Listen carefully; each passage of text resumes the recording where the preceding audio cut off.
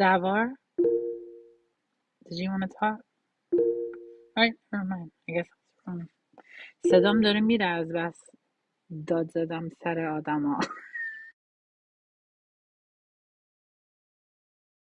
بخشین ولی اصلا چرت و پرت داره میگه. مثلا ما باید تو مثلا میبینی که 60-70 هزار نفر دارن میمیرن، ما مثلا باید توضیح بدم به تو که بفهمی، مثلا ببین برای فقط قابل بر روی فهم باشه. فقط بر روی حقوق آخه بشر وایسی، فقط بر همون روی حقوق بشر. میدونی اگه از اونجا رد شی بهش بگو خب نکن، بشین نگاه کن، و همونجاست که شاید وجدانش بیدار شه. آره، مثلا فقط میفهمی ما چی این میگم؟ که Yeah, مردمان ما but رو میبینن و honestly, میگن like آها. one of the reasons I opened this room that says people's pain is not propaganda is چون انقدر propaganda هست. یه عالمه مثل زری هست that they think دقیقا oh this موافقم.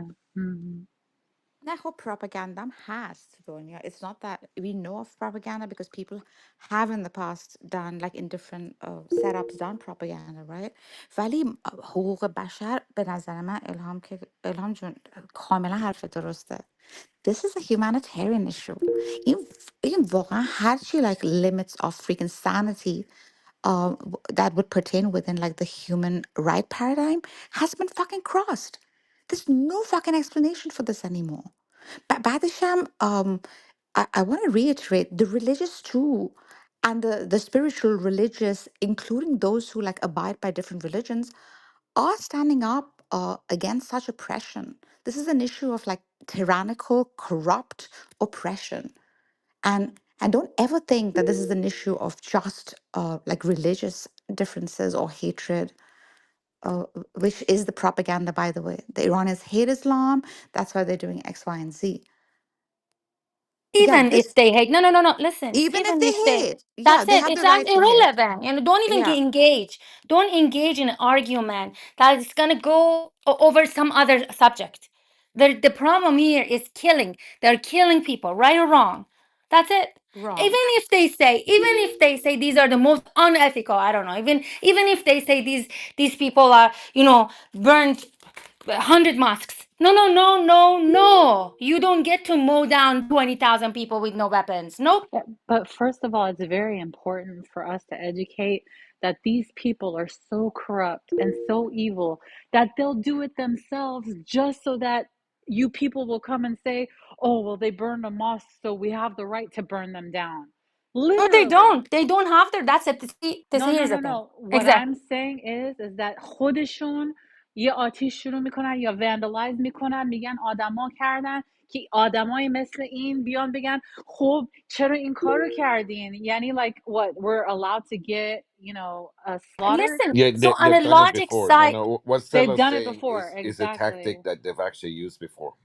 well, They in a do it logical themselves. side, this is how you get human beings.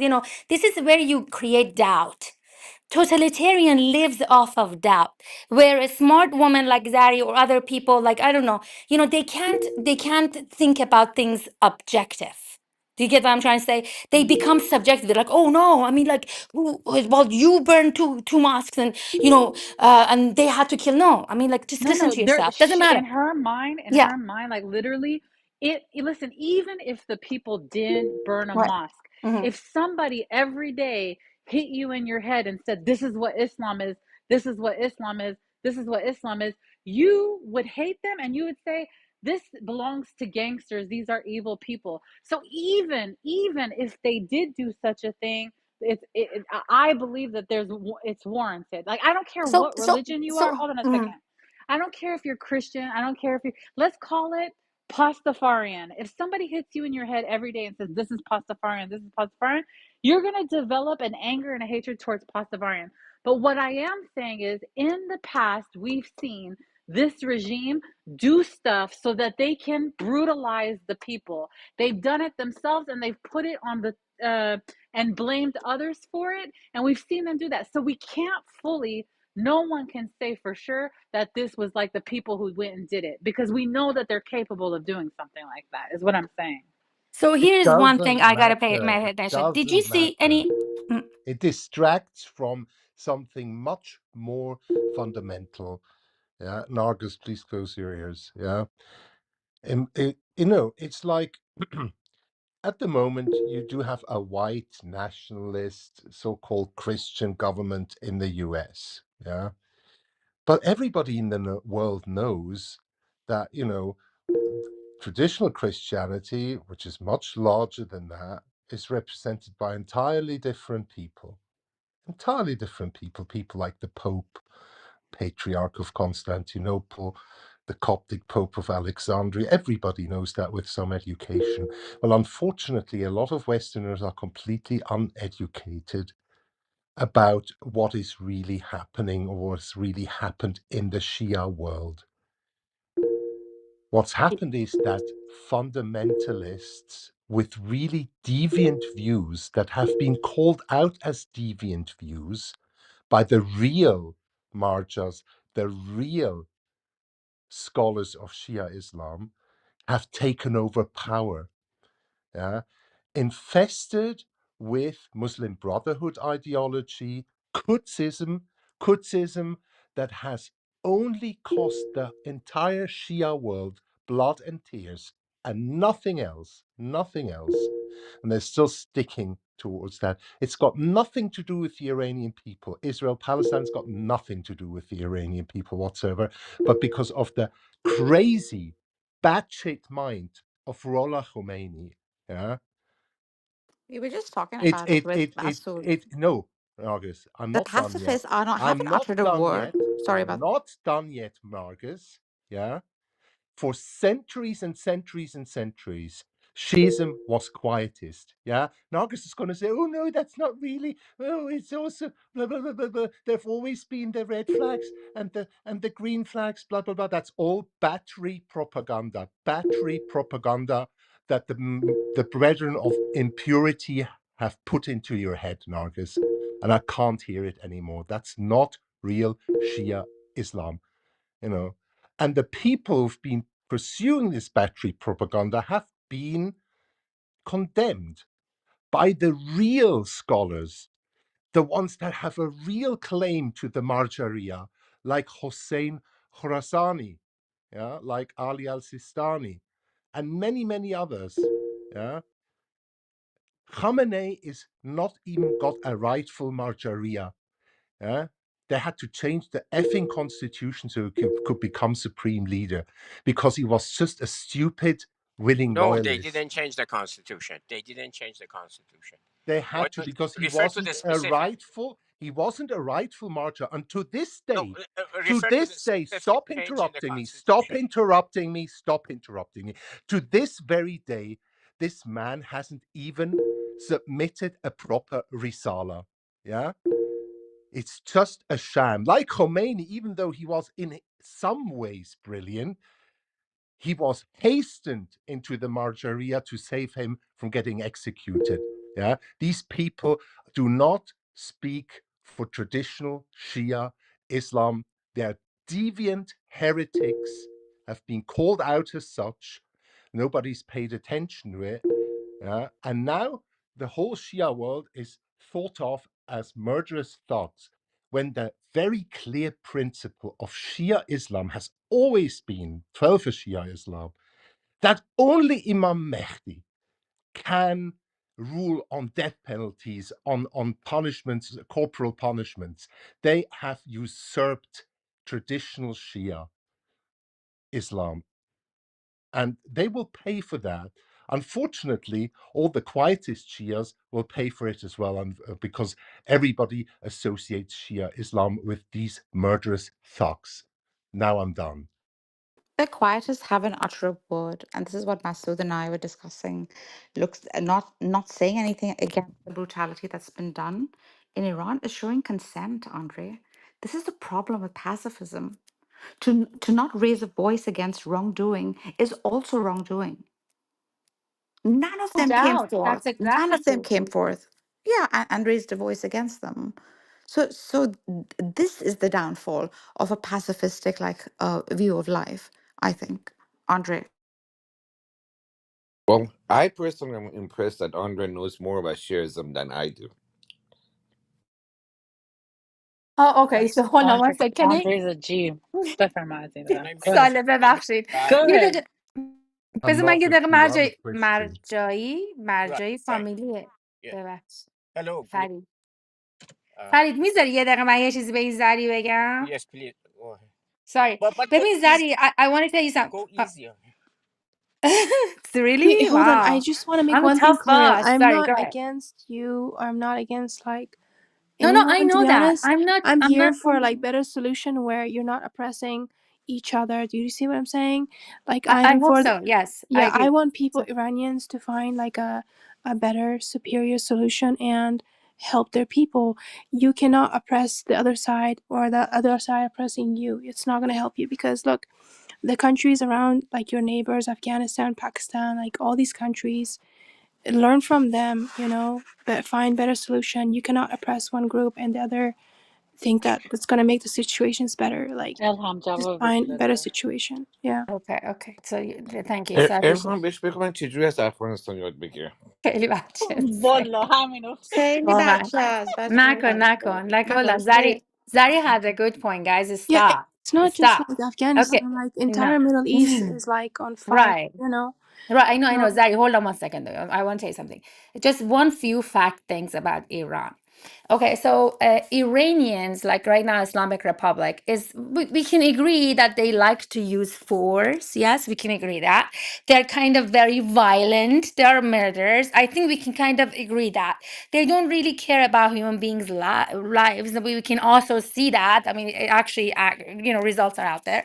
And they sponsor, terrorism, in my view, at least. I call that terrorism across the region. One part of that terrorism is this suicide bombs, right? There are suicide bombers, right? Zari, I want to ask you a question. Did you happen to see any clip on TV about Iranian doing a suicide bomber in this protest, in this revolution that's going on? You know why Iranians didn't do that? Because our way of thinking is so much not like Islamic Republic. We don't use violence to come to our result. We don't seek the result by being violent, by killing somebody, by, I don't know, putting people in mosque and put it on fire. If they were inside the mosque, if the weapons were inside the mosque, I mean, I bet the mosque was burned. Yeah, I mean, why would you not do that? Because those weapons will kill 10,000 people as it happened, right?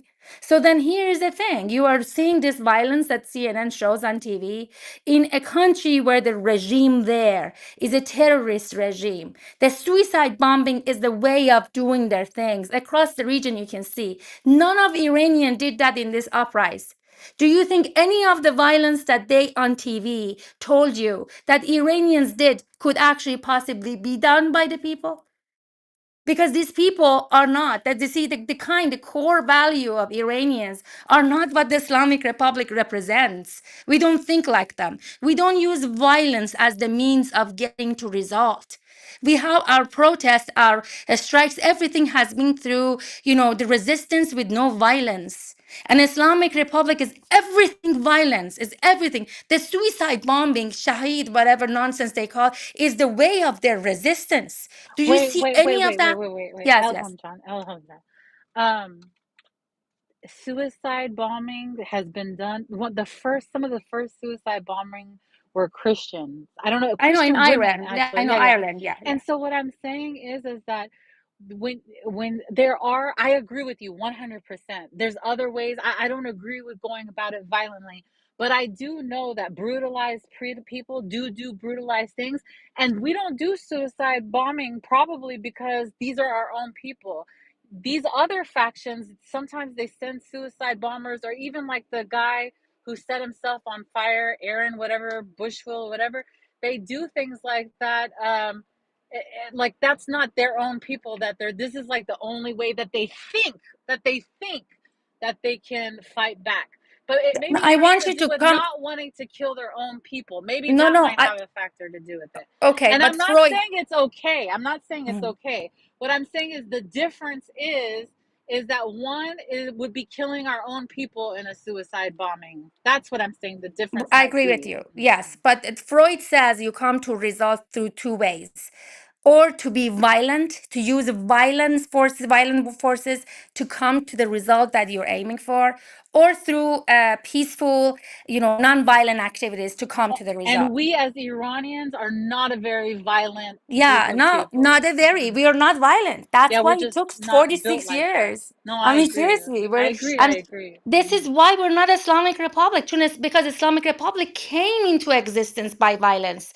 We Iranians, which is like the majority of the Iranians, and Islamic, I mean, I don't want to go there and give you some real numbers actually there, but the thing is, we Iranians don't seek result through act of violence. I want you to understand that this is a Freudism. Like you gotta have to study about this. And there are two ways of coming to a result.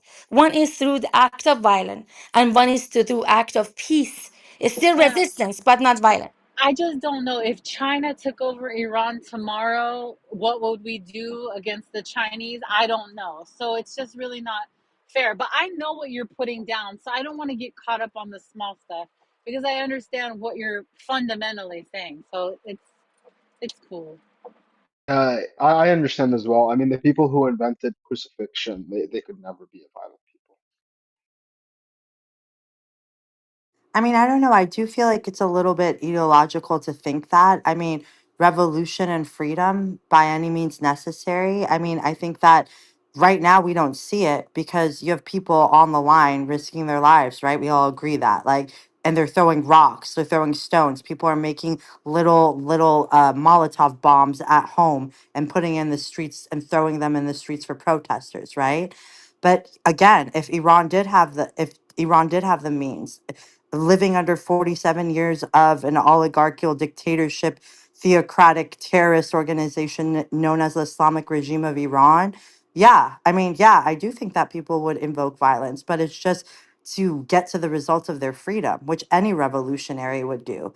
I think it's unfair to think that we would look at the courts, look at the lords, the very few guns that they do have. If they have the opportunity to fight against the Islamic regime, they will.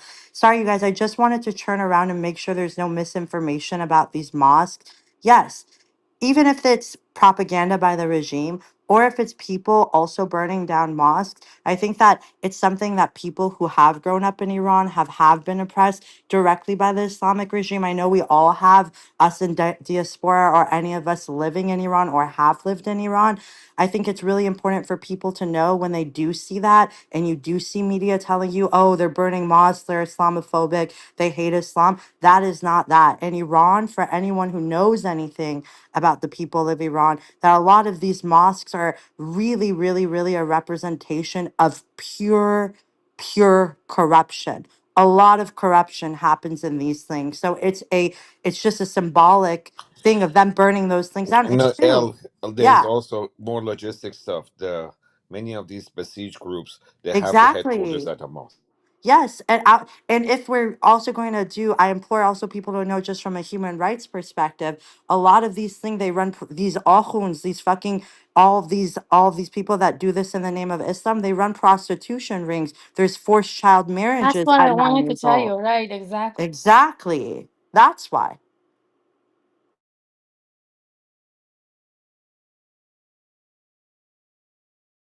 I love being amongst a group of fiery, amazing, very gorgeous Iranians here. I agree. Wish It's Khomeini been would a like good leave room. Iran and just come to Afghanistan, you know. Zari. We we wish would he like would too. we would We lay wish like he red would too. carpets for him. We would Oh, like take oh, the oh, whole world oh. for him, you know. Yeah, I don't me think too. Iranian people Zari, don't Don't do that. know. I will pay for at Yeah, least a business class ticket for Yes. first him. class. Oh my God. Sorry, June. We really don't worry. We want our dues. Us Iranian people, we want our dues from Khamenei. Don't worry. We have plans. I don't think Yeah, Iran really deserves Khamenei. Like if he We were, don't I don't know deserve why it. he's like We there. do we not don't deserve deserve Yeah, it. it. We don't deserve it, but we yeah. have 100%. plans. He needs to come. He needs to leave there and come to Oh, Afghanistan. And do what in We please. will I build like a pray for Afghanistan? golden that castle every for No, him. day. no. I Our pray streets for are him to drenched in leave. blood. Our streets are drenched in blood. For each life he's taken, he's gonna have to pay his dues. Don't worry. We don't want him anywhere but where we are. Trust. He's gonna go to jail. I mean, Zaddy, how dare you come to a room full of people that so many people have died that The fuck up, you fucking bitch whore. almost everyone in Iran has lost somebody at this point, a friend or a family member. I hope y'all didn't push her down. Did y'all put her down or remove her? That response was a win. Thank you very much, everybody. Where did she go? Did she go? بدیم Oh, دست no, نمیاد no, یه she زور به افغانستان. got دختر put کوچیک ب- down. افغانی بدیم رسیده. دست افغانستان، نگران نباش، ما خودمون بلدیم. خیلی هم Hold on. تخلق همه خیلی خیلی زیاده. مرگ آسون به ایشون نمیخوایم بدیم، خیلی کار داریم باهاش، Did خیلی. somebody did kick her then, right? Okay. No, I no, didn't. no. I think she went. I think she just got No, pushed I No, off think the she sudden. swore and she she left. called Sailor a But bitch. just Come think on, I about it. mean, You come to a room that right now, I swear that people, if you have made contact with people in Iran, they're saying it's worse than 12,000. They're saying 12,000 might just be in Iran, okay? That they say that the internet is off because it's a bloodbath, that they don't want you to see the residual of what has happened. That there's people right now, they have like 45 bullets, pellets, BB pellets in their face, and they can't go get help for it because if they do, they'll be arrested. They don't want people to know that if your child died during the protest, you have to pay for their body. You have to pay for the bullets that they used to kill your child. And then you come in a room full of people who are experiencing this, haven't talked to their family, and you're like, oh, we hope that he comes here so you could put a red carpet out for him. Like, what yeah, My type of put immediate, decision some is my this? context here, immediate some family is in context. Iran. How dare she? My immediate family is in Iran. I was born in the US, but I went to She's an international school. agent. Yes, She's an yes, yes. agent. من به خاطر اون نمیخوام اسمشون رو بگم، ولی وقتی میگم immediate شما خودتون حساب کتاب کنین. من با ایران حرف زدم. همین تو تهران میگه 12,000 تا 60-70 به بالا برین، چیزایی که تو عمرمون ندیدیم. اصلا چیزایی که تو عمرمون ندیدیم نمیخواین بدونین. اومدن firefighters, the firefighting Islamic regime firefighters, they've been washing the Fire streets. angels, yeah. They've been washing the streets that are so filled with blood. So many cities for 3 days.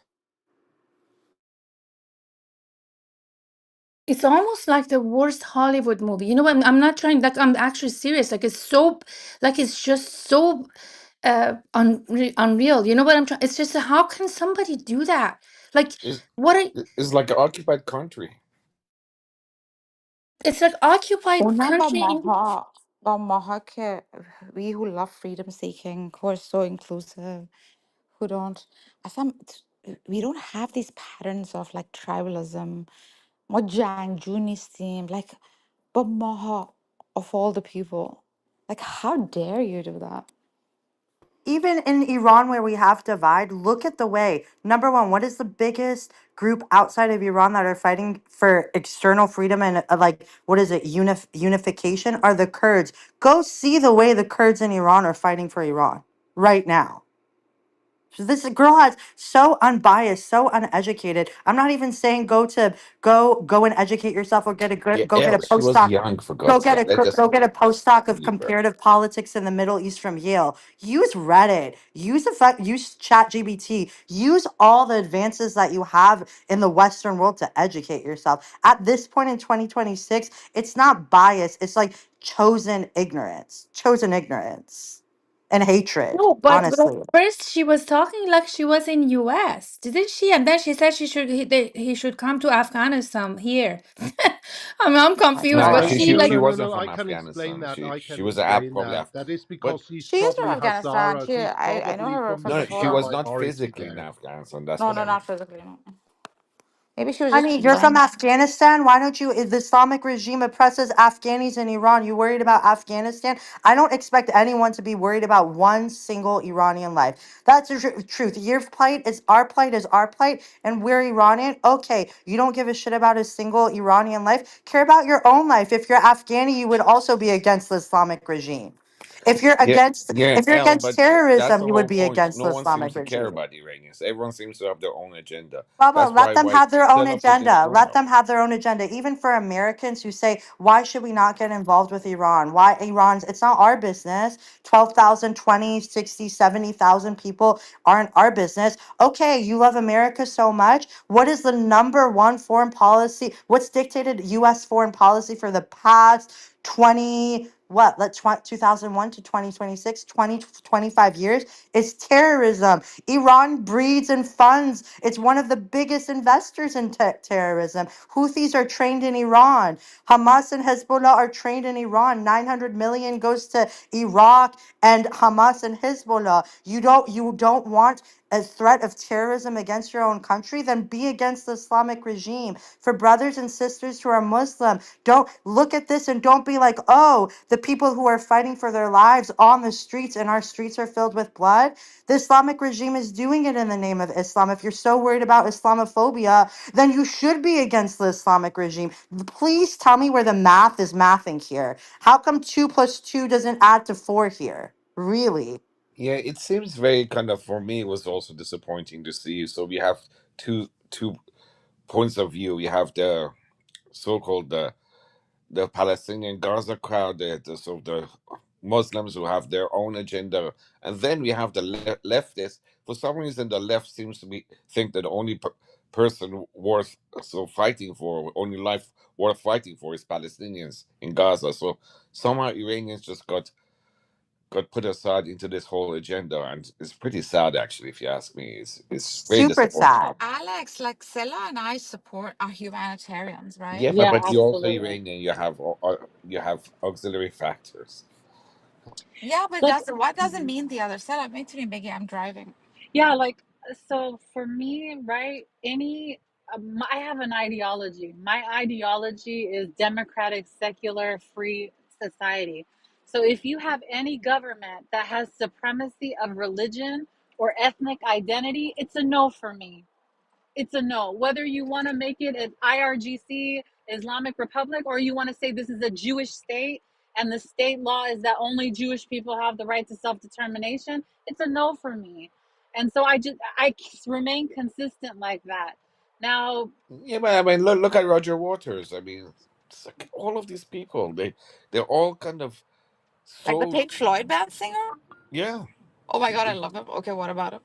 Oh, you didn't see Oh it? my God, you have to he, see the interview of Oh, what he you're went said gonna on he went Piers on dislike Piers him Morgan. so Morgan quick What? The now. saying Pink this is Pink Floyd all is a my number conspiracy one band. What did he for say? Israel and America and Mossad and CIA to go and take Iran, and it's all lies and whatever. Roger Waters? Hold on, there's an interview? Oh my goodness, Yeah, yeah. he did No, an he interview said on he Piers said You Roger this. Morgan. missed Waters you become missed it. No, political. no. Your Rogers, by the way, Nargis, I'm going to give you a hard time now. Your Rogers said this. Oh, they just want to remove their scarf. So, I mean, I I'm like for his that. music. That's not a problem. I don't know his political views. I like his No, no, music. I know. I mean, it's very pathetic. And then he said, "Oh, they just want to have no cup. Otherwise, Khamenei is not a bad, So what? I mean, he's not a bad guy. Drugs. They just don't want to have a scarf. I mean, like these people are just like what? Like I can't. He should I mean, stick to whatever. making music. Roger Waters, get back to Pink Floyd. Make it great again. Fuck your political views. Move on. Precisely that. Precisely. Yep, that's Yeah, right. so all one this, like, thing Well, that this is we, one also one of thing the that, prominent in reason, one let thing me, like that we can, U.S. excuse me, let me universities have at the some moment as opinion well. in here. I'll let One of the Alex. Oh, reason sorry. why we Iranian people are suffering this modern world, that no history of modern world, no government you can find that to kill this many people of their own. I believe Iranian in general, they are suffering from cultural poverty. What I mean is, they believe they are pure Aryan race. They don't give a fuck about Arab. They don't give a fuck about Turk. Even they don't give a fuck about US. They sometimes in their gathering they say, "Oh, that guy You're lying. You're full is of shit. exactly." Hold your You're thought. lying. Ooh. Please hold your thought. Let me finish. No, They say, José, "Oh, nada that de eso, American, Joel. the guy is a cow." That is why they are suffering. Iran is occupied, combined total population is only Well, 55, maybe the 60 guy was a Persian. cow. Well, maybe Yeah, the guy was a cow. So let, why let, are let you me so tell you. mad? Maybe Let something me was tell down. Elham, let me talk. Let me talk, please. Please let me talk. Iran has about 60% Persians. Rest is either Turkish or Kurdish or Baluchi or Lori. They occupy whole Persia. 90% of money all the oil money goes to Tehran, Shiraz, Isfahan, Mashhad. Tehran, Shiraz, Isfahan, Yazd, Kerman. All Persian occupied areas. And then they talk about racism. You are the masterpiece of racist people in the world. And in the world, in this kind of stage, Thank you for being a I'm sorry. It took thank I'm you Iran for to sorry. ban being, No, I he's just making a yeah. point. look. We Thank you can for How being a we dare can you call us spokesperson voice racist? for we the can Islamic discuss. regime. Thank Yeah, you. yeah. We He's can saying, I'm how I'm dare you glad call discuss. that us this is a very racist? diverse It's a place language, with a Hold it's a lot of on. different language problem. opinions. He's Okay, saying so all that's the what. money goes to these like I'm glad you minorities, tolerate and all yet these like different, Hold on a opinions. second. I This want is to make beautiful. sure that I did the right thing. So you let's didn't talk do the about right it. thing. He's Are saying you like, sure? yeah, it's a language barrier. He's saying like these guys call us like racist, but most of like the money that the government does like invest in is on the minorities. And how dare you guys say that we create strife in Okay, tribes and stuff like just that? checking. I Just It's a mean, checking. it language was I barrier. I guess don't know if Cyrus Nargis, is. no, That's how Nargis. I It understood was it. he pretty was easy factually right, but for that's a Saddam different Is problem. Hussein. that right? How I understood it? Uh, Honestly, it was pretty easy for Saddam Hussein to instigate the Kurds against the government. Who? That was not very difficult. What are you You He wouldn't have talking did. had about? that Yeah, he could have. issue. Yeah. Yeah, that Yeah. wouldn't have been the case if the Kurds were so happy being part of Iran. Yeah. Let's That's be why honest. Wait, I wait, keep wait, Yeah. wait, saying we're wait. No, no, nationalists. he Some of was the most factually right, patriotic people I know are but still not Kurds. a problem for Iran at the Yeah. moment. I know where Benny comes from, and he's kind of reflecting his own experience with Syria, etc. No, the guy was factually right that Yes, the there was Persian supremacy in Iran. no, Yes. it's not Persian supremacy. What he's saying Oh, stop. is so most of the money in Iranian provinces gets diverted to the capital and a few provinces. Now, believe it or not, in all those provinces, Benny, there is a lot of minorities there. As a matter of fact, for example, if you go to Tehran, almost the entire sort of like the supermarket sector is dominated by the Turks. That uh, 500,000 in So Iran, then he in wasn't Tehran, wrong of what he course, was of saying. course. but he the so Uh, uh, inequality are you of talking about the the Azeris, the Azeri Turks, or the Turkmenistan? Turks from Azeris, yeah, Iranian Turks, yeah. Yeah, Yeah, what I'm saying Azeris are is like he's the right in exception to the terms rule. of the Iranian kind of demographics and the way the government runs its stuff. So it takes the money from all provinces and focuses on certain provinces, but that's not based on race. That's just geographically and logistically they do that, which is wrong.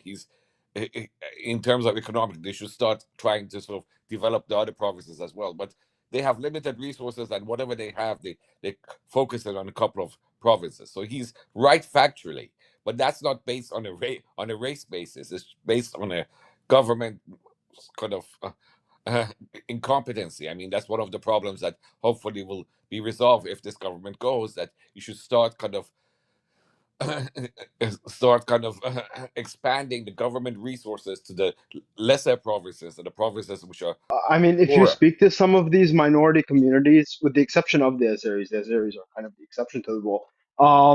I've spoken to like several people from the Ahwaz, like the Arabs, and they do feel that Yeah, Iranian because it society depends on who you and speak the to. Iranian government Yeah, is like it's Prince was quite saying racist though, actually I against them. met this Al I know Ahwazi that guy there's in also London. issues with like the Baluchis, but yeah, there is a feeling of There's racism, definitely and the discrimination Afghanis as well. everywhere. Yeah, But Afghanis as well. They definitely feel a lot oh, of. Afghanistan is a whole different ball game. So let's not get into that. But yes, they But yes, there basically is racism in Iran. Yes. yeah Excuse me, that how is this like they relevant to like the argument now? Like, I get Well, it, that's right? what the guy was talking about. So Yeah, but and he like got that is kicked for such it. a that Yeah. is such like a non-factor right now. Of course, we know the Islamic regime represses all of the No, this is not minorities in an Iran. issue of Of the course, Islamic regime. This okay, is but an like at the issue of same, okay, Iranian Russia, more society. racist. Okay, we're racist, Yeah. right? Right now, those people that we're saying were allegedly racist or are racist too, those people are. Everyone is unified and fighting against the Islamic regime. I mean, I just don't understand. Like the Exactly. yeah, what is how is that even like a Like, How is talking that point or relevant? relevant to like the Let argument me we're explain Hold the on, making? relevance here. Benjamin, hold on one sec, hold on. Before you respond, hold on. I mean, do you believe in people's voice or not? I'm just asking, is it yes or no? Yes or Do no? I Yes. believe in Yeah. people's Like, voice? do you That's a believe? weird Yeah. question. Like, do you care? Do you Yeah, believe? of course I care. Okay, okay, good. So hold on. Yeah. So there was a slogan. okay, during the Mahsas revolution, and then after that also repeated that from Kurdistan to Tehran, I give my life for Iran. From Baluchistan to Tehran, I give my life to Iran. Okay, so I do understand what you're saying for the underprivileged area, and I think it is very sad, and I believe that when we are giving so many people are losing their lives right now, nobody is calling like, oh, Tehran did this, and Elam did this, and Ahvaz lost them all at this many, and Mashhad lost that many. It is Iranian lives that's actually they are being murdered right now on the streets. So I understand what you're saying as far as the grievances in the society. Totalitarians do rule like this. They want to atomize, they do this atomization in the society, whether it is women against men, whether it is people from different regions in the country. Somehow they keep us busy going at each other instead of going at Islamic Republic. The point is, when Islamic Republic will be gone, there better be no difference. There better be equal rights for everybody who is whoever lives in Sistan, Baluchistan, compared to somebody who lives in Tehran. Do you get what I'm trying to say? So therefore, I don't want to I dismiss get your what you're feeling. trying to say, and it's very idealistic and it's very No, no, I'm not. beautiful. Like I I do told you the appreciate it. reality. The No, slogans no, were the reality. reality, yes, the No, no, those reality were on the ground. Iranians saying it. It wasn't Yes, you yeah, or me. I understand that those are Benny, like Benny, Iranians that are saying let this, me just right? But you also explain have to to you. take into consideration how some of these minority communities feel, and in addition to that, the opportunities that are going to spark if this devolves further, right? So the Ahwaz, for example, community, it's very easy for them to get funding from the very wealthy, very Yeah, but rich they're minorities. So Khaliji Benny, Arabs, right across the border, right across the sea, right, in order to instigate separatist violence. It's also yeah, So very you were but easy saying for if the we go Benny, Kurds. this further. whole thing, you Yes, can't Oh, just yes, go oh, I by see. that So no, this, this, you were right? Being scaring us yes. off from minorities. the separatists right now. Honestly, Okay. honestly, No, no, this just is say yes something or that you no. should Just say be yes worried or about no. because Okay, good. So, okay, yes, hold on. I give you a and few I points. understand that this is an Islamic Republic talking point. I hate the Islamic Republic No, from no, the hold bottom on. of One my heart. second. Hold on. Do you believe in people or not? You said Do I yes. believe in Okay. Do people? you? Yes, of You said yeah. course. Okay. So But the but people. just Hold on. because Hold some on. people Stop it. listen. I The understood your people. The point. I understood your slogans. point. I Okay. So that's know it. what the Then end people it and the right slogan here. said. Then don't Listen, repeat the lie of the totalitarian. You see, yeah, in yeah. the Listen, book of hold let me on, tell let me you. teach you something, Benjamin. Hold on one second. In the book of Powerless, the power of powerless is this: that you don't repeat the lies of the totalitarian. That is when it loses its power. Don't repeat Okay, that lie. listen. No, no, you're Uh, right here. Listen. Practice. Just Elham, because Elham, the Iranian can I just Republic says something, it no, no, doesn't Benny, automatically just make one it a second. Let lie, me It's the just set the tone. Islamic right? Republic. Let's get Just, it right. Benny, just give me Islamic 1 second. Republic. There's no Yeah, Iran in the name, please. Yeah, just let it's Yes, called let's the get it Islamic right. just Republic give of me If one you're Iran. going to be second. One, talking I there, just if want to you're going say to be one speaking their sentence. queuing points, make sure you get the name right. It's It, Islamic Republic, it's not called the Iranian Islamic Republic. Republic of Iran, isn't it? Yes, and but it's Yes. not Okay. using it به So the ترتیب استفاده Iranian. کن به ترتیب So it is استفاده the کن به Iranian. ترتیب Yes, استفاده کن Islamic Republic of of Iran. Iran. Of Yes, Iran. they're not Yeah. the Iranian people. Make sure Yes. that you get it right.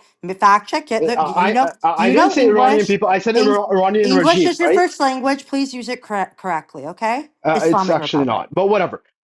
Listen, the fact of the matter is, just because the regime says something, that doesn't automatically make it false. Okay, Well, what did I they can say give that you're saying that was? Okay, I just can I got just here, say and this one is our sentence retarded so the conversation. so point about so the separatism, room the potential understand for where this Benny is Adam, coming separatism, what from? did you say right? to ruffle everyone's feathers? Tell me. I'm talking about the potential for separatist movements, I No. just See, said Okay, don't good. repeat right? that. I just Elham, said don't just repeat one it. I second, know I'm Elham. trying So to. Yeah, Benny Adam, listen to real quick, and then I'll hold get on. back to you. I'm trying to respond to Ilham. Benny Adam. See, what happens is that like Syrians and Lebanese and all this stuff, you try to take your geopolitics and your mindset and you try to superimpose it on the Iranians. Like I'm one not thing, doing that. hold on a second. Yes, you are. Iranians are way more nationalistic than you think. Like I'm telling you, when it comes to Kurdish, Baluch, like they are hella proud of being Iranian. Like I'm talking about hella over tribalism. They're more nationalistic than anything. So you take the Are we things forgetting what Saddam Hussein did and how easy it was with for the him to Kurdish. instigate the Kurds, yeah, against the government? The Listen, Kurds will take any. That's like the no, irrelevant and not argument. The just Kurds that. will I always know use that. Kurdish people Okay, but that that's go. the So listen, point. I have Kurds that But you if don't you see them say, doing it listen, now. The listen, Kurds are Benny the ones Adam, who have Not been Benny using a Adam, yet, lot Benny of not their. Adam, yet, They're because the ones Benny why? fighting for Adam. Iran I No, right no, know now. no, They're no. the Kurdish only Hold on, ones hold on, people. hold fighting on, using hold on, their I know military hold on, hold Kurdish on. force. people. They're not I know doing it Kurdish people. yet because they haven't gotten. I know Kurdish people that if you tell them that like Kurds want to separate from Iran, they'll cuss you out. Like literally. Yes, listen, yes. There are Kurds that are loyal to Iran, but that doesn't necessarily mean that that's all the Kurds. There are Ahwads, Arabs, that are also loyal to Iran. Doesn't necessarily What mean that's all the percentage? Ahwads, What Arabs. percentage? What percentage? Fact of the matter is, we don't know because Exactly. getting Okay, inform. hold Hold on. on, How hold do on. we know? How do we know? How do I we can't know? say two words without getting cut off in this No, no. room. I mean, It's because you really keep on hard. It's going. really hard. It's really How hard. how should we Benny Seriously? know? Adam. So listen, listen, Okay, listen, okay. listen, listen. Let me answer you, Adham. Okay, yeah, yeah. Listen, if the likelihood for us is more low than actually, because listen, the IRGC comes and like uses this as a talking point. If you don't stop doing this, Iran is going to break up into a million pieces, and this is what they do to cause fear. Just because But the if the IRGC says reality, something, that listen, doesn't necessarily listen. mean it's not So true. that's why you said that. Okay, No, so no, but hold Sela. on. If we really truly believe that the probability is low that these people will turn on us, then you become a talking spokesperson for the IRGC. That sucks. We don't like You know that. what's funny? Hmm. I'm right now being blamed of being a talking head for the IRGC in this room. In Amir's room, I'm being blamed of being a talking head for Pahlavi, right? Like, this is ridiculous. I Your know what you say tribalism is is retarded. ridiculous. Okay, Maybe, No, maybe. no, no, all right, let's let no, him. no, We no. all talked over Your him. Let's let him tribalism is land. retarded. Both Go ahead, sides of Bonnie this. Adam. Like, Pump fear into everybody. Go ahead. look, all I'm trying to say is, right, the way I'm seeing this go down is very similar to how it went down in the 50s with Mossad. Okay? The a lot of these protests, while they are genuine, I truly believe they are genuine because the IRGC is a disgusting regime. I fucking hate them from the bottom of my heart. There is also foreign um, funding of some of these groups, and there is clearly Israel and America propagating some of these protests. Now, does that mean they're not genuine? No, that does not. They are Oh, genuine, you 100%, have news. You right? have But resources that for doesn't that. mean Israel is You boasting just about it. what are you No, no, bullshitting Israel right is now? actually You just boasting repeated about the it. Like, Islamic Republic. see, yes, You just said Israel and America have funded some of this yes, protests going on. How do you know? yes, How do you know? because Israel is the one boasting about it. Dude, come They're proudly on. saying it. Grow up already. I They mean, are don't they say are your actually mind proudly there. saying this.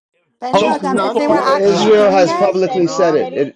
Israel has automatic. publicly said it. Matters yes, they not have. matters Like what Israel, okay, they like so where if like they're funding it it, where are the doesn't weapons? matter. Where's the help? It Where's the doesn't help if they're funding matter. it it? hasn't You think Why? that escalated if to that yet. you think that if America and Israel were funding the protest on the ground, that more than Hmm 60,000 people would be dead? Where are the guns? Where's Yeah. the ammunition? Where's the actual Uh, help? So Benny Oh my Adam. God, don't you see how bullshit. Benny Adam. And killing a then lot of again, and then people? again, using an Islamic regime talking point, using an Yes. Islamic regime Hold, talking point. hold Then on. you have, if you're Oh really my God. unified with the people of Iran, you would not be using these focal points as an argument. But You should be unifying and being part of the voice of freeing Iran. Use your platform Yes. intelligently, my hold on. friend. Hold on. Benny Listen. Adam. No, I no, do you Listen, please listen. believe, I've I heard you do spew a lot believe, of hold on a bullshit listen, second. here. Please, you listen for 5 minutes. I am an Iranian. I beg of Yeah, you. I implore that's it. you. Yeah. Please listen. Yes, Please yes, listen. yes. I have These things listened to that you you. are. Oh, sorry. Benny Adam. I'm sorry. I just got carried away.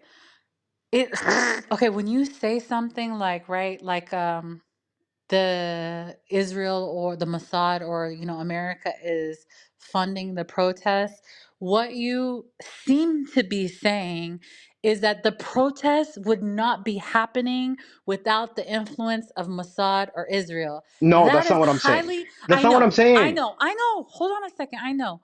But that becomes highly problematic for the Iranian because when you're saying they're funding it, it is equating in most people's mind that you're saying that it wouldn't be happening unless they were funding it, that they're the ones No, inciting I'm it, not they're the saying ones. that. I know, I know, I I know, explicitly they're said the that ones. I know, that I know, I know, I know, they're the ones making it happen. It is very important for the Iranian people, for everyone to know that we don't need any help hating these people. We don't need any convincing. We don't need a little push. Like, we hate them all by ourselves, okay? Now, if you want to say that they're smuggling weapons or teaching people how to, turn on flamethrowers, cool. Fine. Fine. It is what it is, bro. Teaching them how to So throw again, rocks. this Yeah, is that's going really down. This is ridiculous. going down the same way it went down with Mossadegh. The only difference is Mossadegh actually had like a head on his shoulders and cared more about the Wait, Oh Iranian my you're people. God, gonna this is compare just. you're gonna What? compare the Dulles brothers in the 1950s to what's happening now with zero provided evidence, Benny Adam?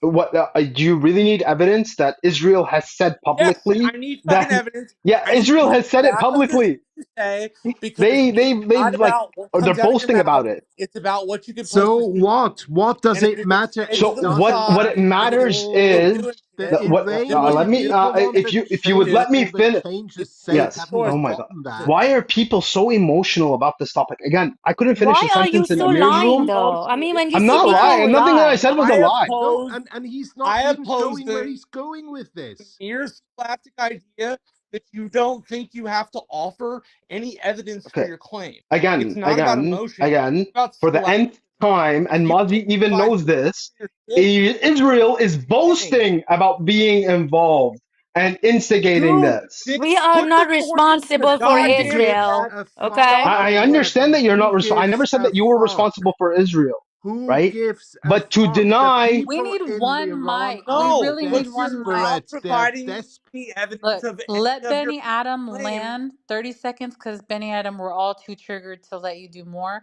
And then I want Andre to answer them, and then let's hear from Marshall. Go well, I'm ahead. not even going to Go ahead, finish my Benny point Adam. because I'm not going to be able to. All I'm going to say You know, is if I'm constantly being interrupted in this room and accused of being an IRGC stooge, and constantly being interrupted in Amir's room and blamed of being a we know Pahlavi you're not stooge. IRGC, Benny No, Adam. We know, no, no. But you're saying I'm repeating IRGC talking points. He's saying maybe I'm repeating unknowingly. Pahlavi talking points. You guys are way too emotional for this. And you know what? This is Oh, grow up already. Grow if up this already. People continues are to dead go on the the way that it's street. going, Oh, this come is going on. to be a Hold on one massive second. civil war, Saleh, please right? set You're up. Benny gonna Adam, get you don't want to foreign have this instigation of Hey, hey. separatist movements, the Okay. Kurds, the Ahwaz, the Baluch, possibly even the Azeris. There you go. We And like it. We you like know it. Good what? job. You guys are gonna. Benny Adam, I think you're right. I think we are too sensitive, right? Not too sensitive. I just think we're downright hurt, and it's probably better that you don't mess with us right now. I think that's wisdom. But I wonder what Andre was going to say, if that's okay, everybody. Andre, go ahead. Yeah, I don't really see the relevance of anything that any Adam has just said. There's zero relevance, as if this is going to stop things now. Yeah, the regime should have thought about all this before. Yeah, before they leaned their head too far out of the window with Hezbollah. Yeah, before they lost Assad. Of course, I regret that Christians in Syria don't have the protection they used to have. But I mean, at what price? Yeah, and it's the same here. At what price? The Iranian people are fed up. And they want change for the change's sake. You think your Nasiya is going to change their mind? I mean, what the fuck? What the fuck, Benny Adam? You haven't really seen that this is like beyond the point of no return?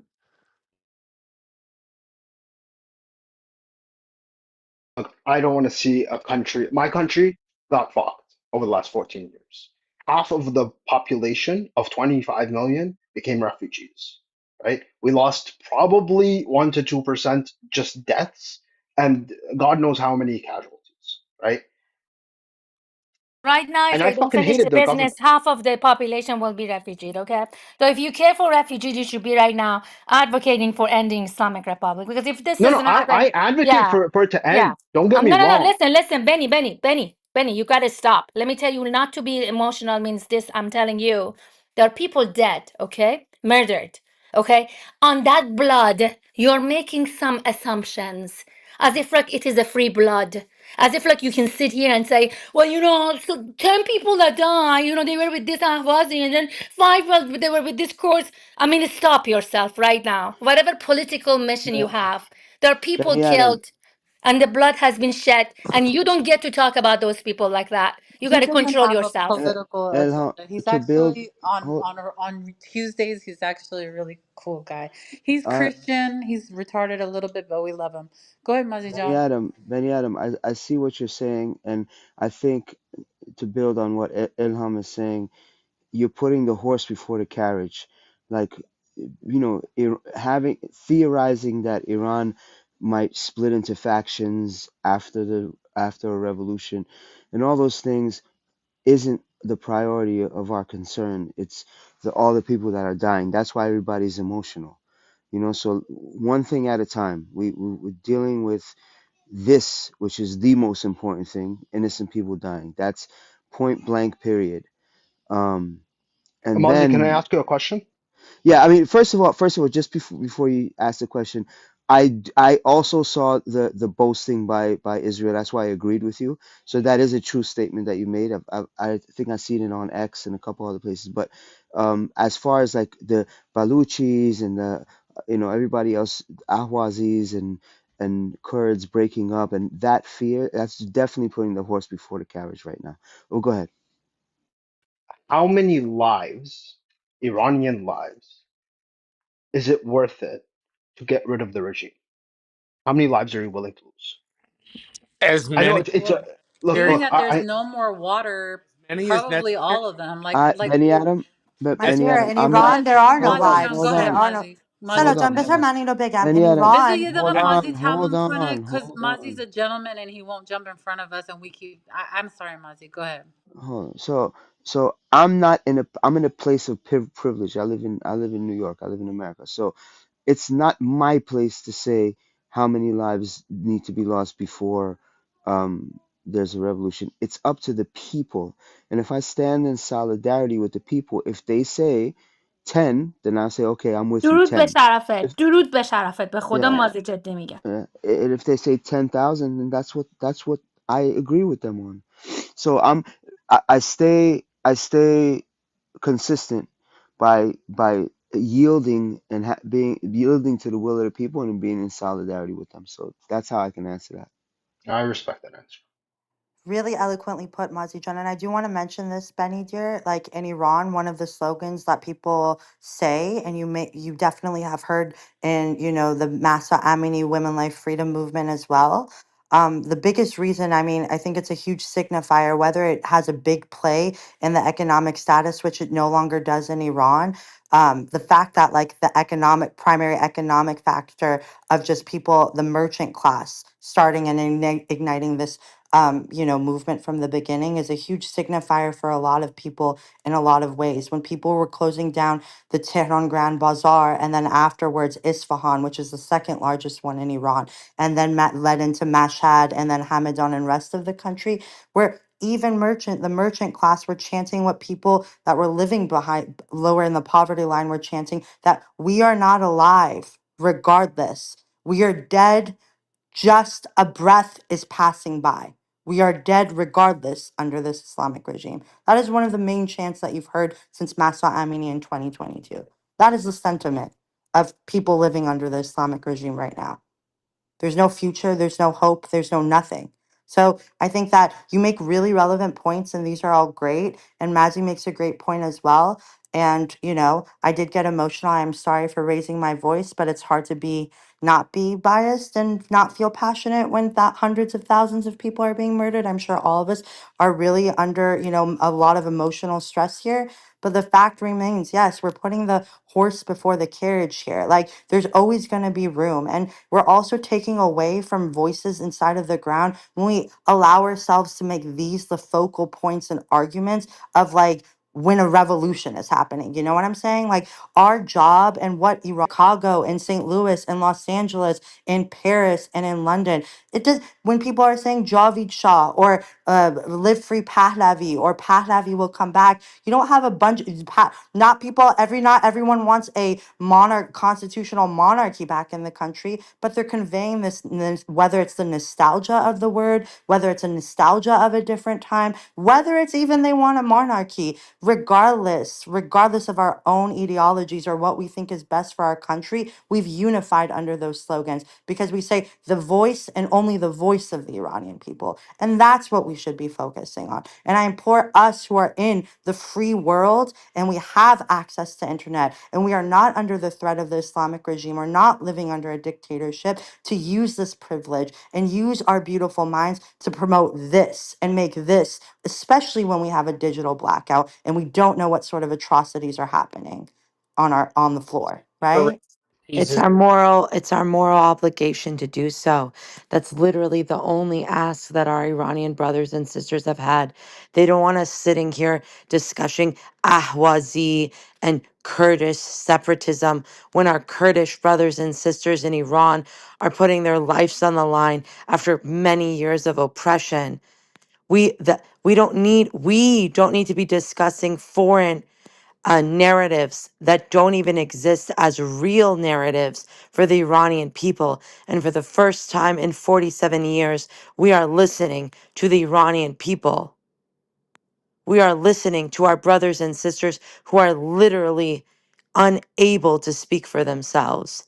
And for the first time, us monarchists to constitutionalists to Republicans to whatever we want are sitting here. And by the way, I just want to say that no revolution has to meet some precursor of legitimacy where we need to provide a 47-point plan, aka a constitution written in cursive with the exact number of what do you call it, parliamentarians. It's us Iranians that we have such sophistication, such high level of human capacity that we have actualized both inside Iran and within our diaspora that has allowed us to be it's our own fault. We believe that we need to be perfect, as if, Napoleon Bonaparte and the French Revolution and the British Revolution, American Revolution, all it required was the need for change, the identification for the need of change. Our focus needs to be on the fact that whether what we want is that we have a plan, we're going to have a referendum. Pahlavi is the guy that the Iranian people within Iran have told us to unite around, to be the voice of us to the free world, to make the plea that we do not negotiate with terrorists, the terrorists of the Iranian people, the people terrorizing the Iranian people, is the Islamic Republic of Iran. And we need to focus on that. But here's the beauty of it as well, and it's not a monolith. Like, not everybody agrees with every point that is made on this stage, but everybody, because there's some things that you guys said that I don't agree with, but what we do agree on is our brothers and sisters in Iran getting slaughtered, and we do not want that. It's that simple. It's that simple, and there has to be a change within. There has to be a change with the government for that to not to happen anymore. Now, whether we agree on Pahlavi, whether we agree on another way, is a whole nother story. And I just want to say, as far as the worries of foreign And that's intervention, okay. And that's okay, by the way. yeah, I want to say this to my friends in the free world when it comes to the issue of foreign intervention. This is the Iranian people versus the occupation of an Islamo fascist regime that has ruined their lives since the day that they took over this country and have implemented tyranny, fear, and repression on the Iranian people. And I ask, how come the regime gets to have foreign intervention in the form of Hashd Shabi militia. They get to have Hamas and Hezbollah and Houthis waving the flag of Hezbollah through the streets of Tehran, Isfahan, Shiraz, Mashhad, Rasht, speaking in Arabic, speaking in Arabic while they gun down Iranian people. But yet, the biggest worry, while the Iranian people do not have a toothpick, they do not have a chopstick, they do not have a bobby pin to defend themselves. Would we have said the same thing at the fall of the Berlin Wall? Would we have said the same thing at the liberation of the saving the Jews in World War II with the Allied forces? You know what? Those same voices existed in the form of Charles Lindbergh, an isolationist propaganda that Ayatollah J.D. Vance and other people in this country are trying to propagate, and other Qatari funded people like Rudy Giuliani and Mike Pompeo. But we have to stay focused. We have to stay focused Well, because even Arroyo, you then, have to acknowledge that a lot of American interventionism, specifically in the Middle again, East, has led to disasters, right, but you're talking absolute in a and utter general, okay, disasters, I right? can answer your question. I can answer your question. Would you like me to answer why Iran is not the same as in Iraq or a Libya or in Afghanistan? Would you like me to answer your question? Why? Sure, if you It's, can do so without emotion, I would like that. well, I can answer with or without Oh emotion as my no. people are being slaughtered, but I have no problem answering and responding to you because context matters. Context really matters. In Iran, Iran today is a coherent national identity. It has a long history of statehood. It has politically conscious and pro-Western population and a mass uprising explicitly demanding regime change.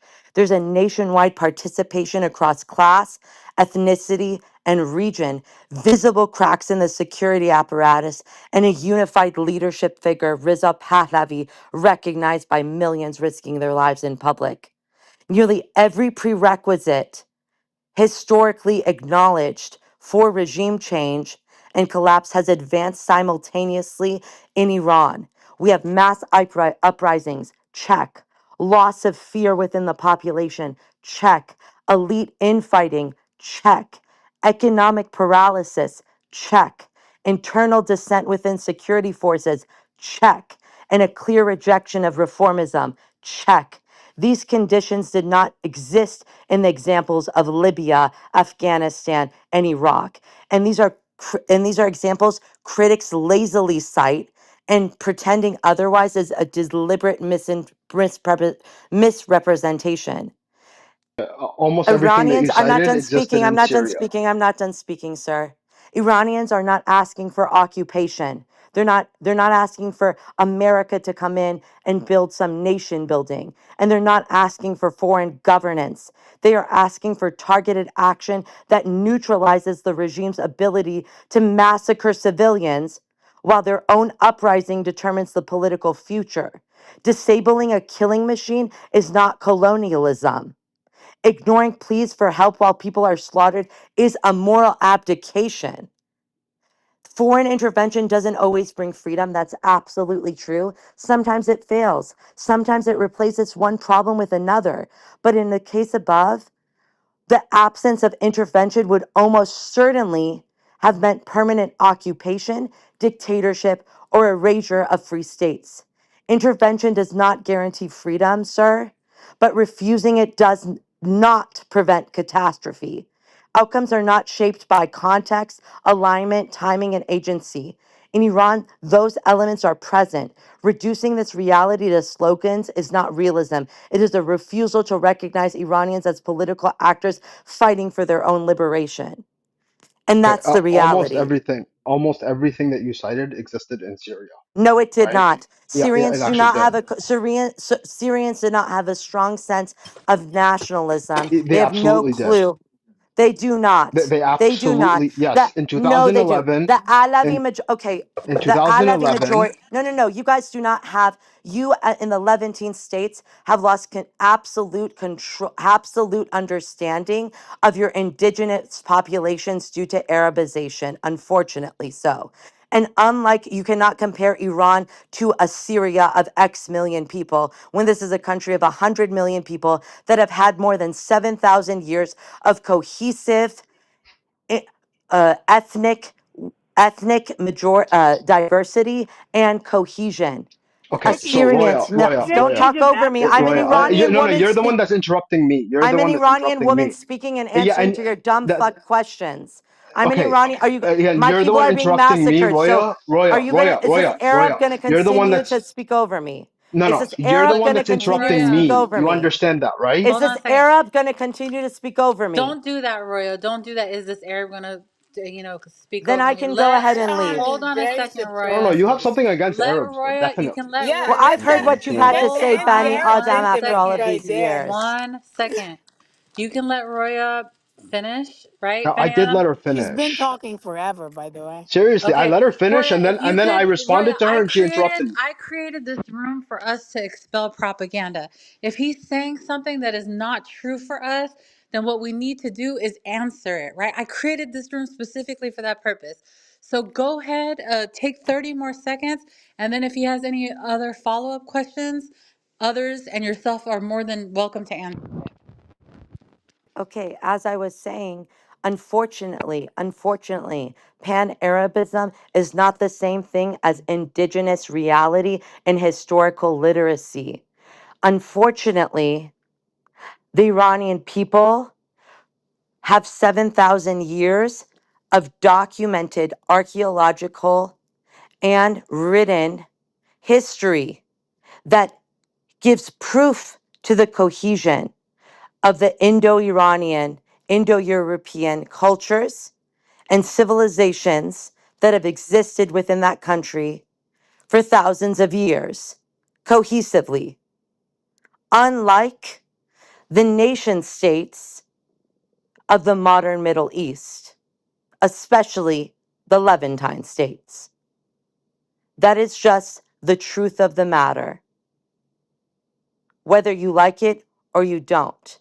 So, no, Syria, Iraq, Libya, they did not ever have the level of cohesion that the Iranic plateau has had as far as cultural significance and cohesion across Persian Jews, Assyrians, Armenian Iranians, Baluch, Kurd, Lord, Fars, Arab, and the other of tens and hundreds of different ethnicities that have lived in this region for thousands of years together. That is a unique concoction that cannot be reduced or replicated in the rest of the Middle East. That's why it is not going to be It in is Iraq, not unique. Libya, or any other other country in the Middle East. Okay, Roya, let's give other Okay. people opportunity. Appreciate it. So, Benny Adam, do you still have something else to follow I up mean, with? yeah, what she said was complete like bullshit because almost every Look, single element that she she mentioned, actually has family, Syria had. bro. She knows what she's talking about. Like she So actually just because knows she what has she's family, okay, No, what it's she said because I about have my an country, education. It's that yeah, there's what the she said difference. about my country also isn't true. I mean, Arabic is indigenous to Syria, whether you like it or Tell you me, don't are you like it, so connected to right? your Phoenician? Are you Syria. guys connected to Oh my your God. Syriac is Phoenician? See, indigenous this What to is why Okay, she Syria. indigenous has to. so group lives This in is Roya, why Stop, she has to Syria? can interrupt we stop me. let you finish with Like I the don't understand. Stockholm uninterrupted? syndrome, Benny Adams. Yeah. Stop with the Stockholm syndrome. Syriac is the original language of Syria, not Arab. Yeah? Stop with the Okay. fucking Hold on. Assad, Andre. the What I said Assad was Stockholm syndrome, from Arabic which is you an are still indigenous reeling, language. from which you are still Oh my reeling. God. You have absolutely not at all given us any reason why you're saying all these things. because I What keep getting Iran should interrupted do every 5 words. instead, That because chick can speak for half an you're hour just and one nobody of gets those interrupts her. asset And I supporting can. Christians who is Are still you reeling from the insane? You think fact I that support he's Assad? gone. Are you retarded? You think I support Assad? What the fuck are you? Are you retarded, bro? Have you not been listening to me this whole time? I've been opposed to Assad from the very beginning, bro. I like my family. We have a long history of opposing Assad. Are you retarded, bro? You think I'm an Assad supporting Christian? Like, what is this, man? Like, these are the stereotypes that don't help. Listen, Arabic is an indigenous language to Syria. Is it the only indigenous language to Syria? No. Was it the No, it is primary not the language in indigenous Syria? language of Syria, I didn't you say the moron. indigenous language. I said It's no, indigenous it's become language. Y'all it's let It And is let yes, her a it talk. non Let is. one There person indigenous are talk at a language records to of time. Arab Syria. imposed. tribes. Let everybody talk at one time. This is what we came here to do, is to dispel false claims. If it's a false claim, dispel it. Benny Adam, I don't think it's wise that you come into a room full of hurting people and you're probing, but nevertheless, I did want people to answer false ideologies or things that might not be true. So go ahead. Yeah. So again, Arabic is a indigenous language in Which Syria. it is not, but Yes, anyway. it Please is. let him finish. Please, No, please it is just not. In let him any finish. case, the Arabic identity in Syria is very well entrenched and has been for over Which a was thousand colonialized to years. Syria Oh my for a God, this thousand Okay, years chick. by let's a do this. Let's do this. colonist. Benny I Adam, let's have a make a deal. recommendation. Set a Benny room for Adam, this topic. You you know what, don't. Saleh? Another Yeah. day. Set a room for this topic. It's actually pretty Okay, that interesting. might be a good idea. And I think, look, we should all try to practice like you don't tell the Persians and the Iranians what is the deal or what is happening, and nobody should tell you what it is with Syrians and what the deal is. I think we should all ask inquisitively of each other. But I do think, Benny Adam, it would be smart for us to shift a little bit with your, I was trying to, because she mentioned a list of points as to why this is different than other U.S. Entanglements or intervention in the Middle East, and all of those points that she listed could apply to Syria. And the fact of the matter You is, guys just U.S. don't have involvement in it. I'm Syria. sorry. You Oh just my don't have it. God. I'm okay, so sorry look, that you're this Benny not is what's Adam, unique in the happening way right that Roya, now. Roya, Iran Roya, is. you Too gotta My, stop. bad. I don't know if you can Roya. straighten this. She doesn't want to Benny stop. Adam is comparing apples with pears, and he Okay, still okay. hasn't given a Andre, single reason or a single Andre, alternative to Andre, Andre. what has been said here before. He Let's has let him not land. given a واسه چی single reason. بذاریم این کونی حرف بزنه آخه واسه چی؟ Let's let him land because because he was speaking. Let him land, and then you could rebuttal, and then that's it. Then we're done. Benny Adam, take a 1 minute. If that's cool, take 1 minute and finish. All right, Yeah. So, go ahead. U.S. involvement in Syria, Iraq, Libya, all of those cases, and Iran. Let's not forget that U.S. has intervened in Iran negatively by deposing the democratically elected leader of Iran and installing a dictatorial Mossadegh was never regime. democratically elected, you dumb fuck. He was never democratically elected. He was Roya, Listen, chosen. listen, listen. This Roya. dumb No, fuck he's is he's a dumb misrepresenting fuck. Iranian history, Selah. Maybe you are Okay, unaware of the yeah, fact that Roya, listen, Mossadegh was not elected by Roya. the people. Hello? Look, I'm about to cuss you the hell out, Roya. Look, he might be a dumb fuck, but that dumb fuck is my friend. You need to calm down, Roya. If I believe that the Iranian people have it enough in them to sustain their country and make sure that they are able to sustain their borders and overthrow this regime without being separated. I believe that is IRGC fear and propaganda. Now, he may have legitimate fears. I don't think he's coming from a malicious place.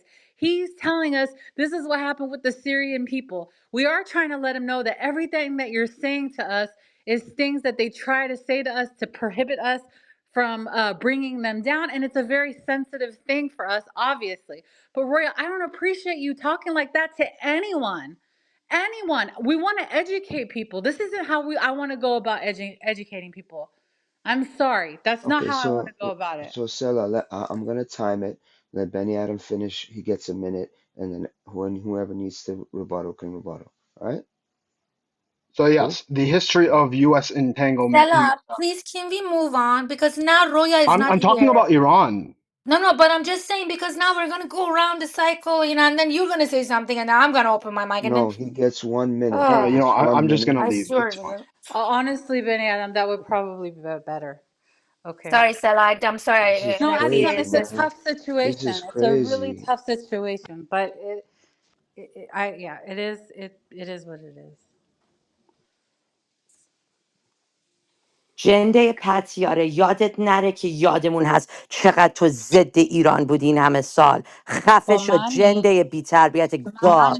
با تو جنم. جنده کسافت. یادت باش اوکی. هیچ کدوممون یادمون نمیره پرو پلستینی خاک تو سر مهم. خر به کی جنده که داری خون میگی؟ مردم ایرانو واسه این کسافت ها گذاشتی. یادت مهم. hmm Yeah, Nah, واقعا aim that's نداره. crazy. Like let her say what she wants because Nah. this is what it's become. Like حرف زدن اینطوری با مردم. Roya, most of the people in here know me. So you make yourself look like an asshole. Most of the people in this room know where I stand when it comes to humanism, humanitarianism, that I don't stand with government or politics. I stand with women and their children. They know who I am. So when you come in and you say that I'm pro this government, you make an ass out of yourself. Go do your propaganda the way you guys do your propaganda in another room where people don't know who I am. Because then you show yourself to be an ugly liar. This is it. You just go, like, really, Roya? Really?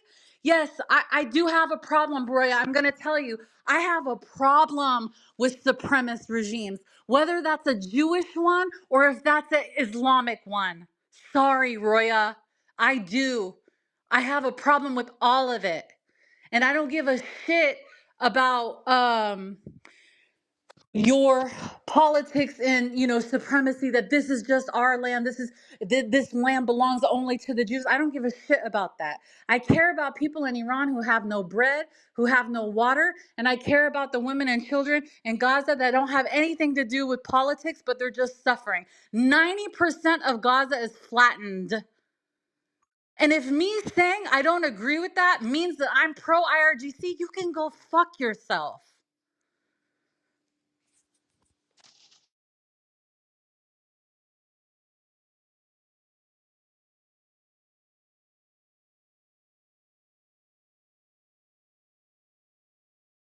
Can I say something in this whatever was discussed, or what are we doing? I want to. I Yeah, want go to. ahead. Go ahead. Go ahead. Go Hey, ahead. listen. So I want to say maybe this can help people to understand why it is important right now to highlight the history of our nation.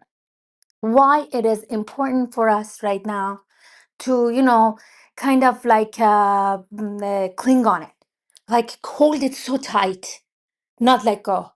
Why it is right now a very important time for us Iranians to understand, to properly embrace our nationality and use it as a space where we can actually hold each other's hands. There is a history there. Right now, for 46 years, okay, Islamic Republic has created this society who is the society that's scarred, that's been pained, that's been oppressed, suppressed, that has lost so many loved ones. It's done by purpose because they want to get into the roots, to the souls of who we are. We are not violent.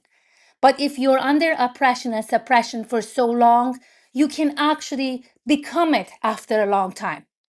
Okay, so now today we have been able, from every different ideas, every different maybe point of views or whatever, we are able to come together and hold hands.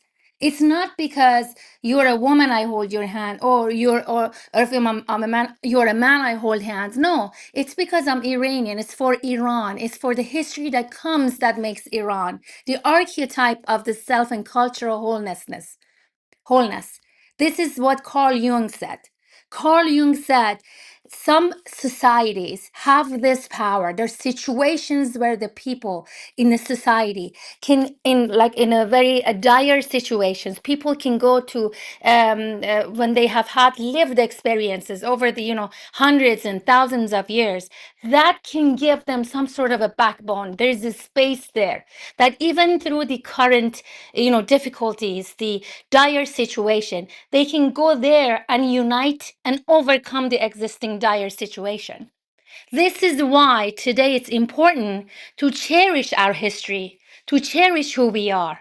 We are Iranians, but not to become nationalists in the sense of the negative side, which we're not, but in the sense that we are. We have a history. We share that history together. We are very much common. So therefore, I want to say to people who are not Iranians to respect this space. This is not about saying we're better than you. This is about us being able to stay together. This is not about, oh, Iranians nationality or, races you hide. No, but bullshit. Okay, this is where a nation is being smart. At the point, there is nothing else that can keep us together. I live 10,000 miles on this side. They live over there dead on this street. And all I can say is I'm Iranian. I have shared a history with that Iranian who is inside Iran. Okay, this is where we are connected. So can we just respect that there is this situation that can bring us together? Don't overblow it in a sense that, you even hesitate to say, oh, I have had this history. That history is going to help us today. Let's just keep it where it is and just, focus on what we want. We need to stay united and know where we came from and where we're going. I'm sorry, I just wanted to raise this, matter that it's important to respect our history because it is helping us right now.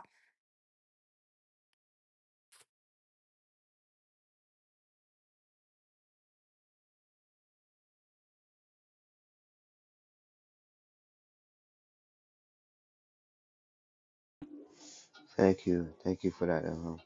Shidan, what's up, man? She done, John. Mazi, Sela, Munir John, so good to see you guys up here. Sorry you had to come at a turbulent time. Well, sorry for No, I the mean, turbulence, yeah. this just seems to be the temperature in all the rooms. I went to a room yesterday, and the room that you were in, Selajun, a couple days ago, and we've lost the ability to just listen to each other and respect one another. We're all Iranians, and we have different opinions. Every single human being does. And it's through the clash of opinions that the spark of truth may be revealed. But we just can't seem to be able to listen and respect. And then we also expect peace. I don't understand. But anyway, it's great to see you guys. So it's really ironic, right? Shidan was in a room that, once again, it was me and clash of personalities. But in that room, it was them, like, it was people saying, "Do you think that they have a right to, burn a mosque?"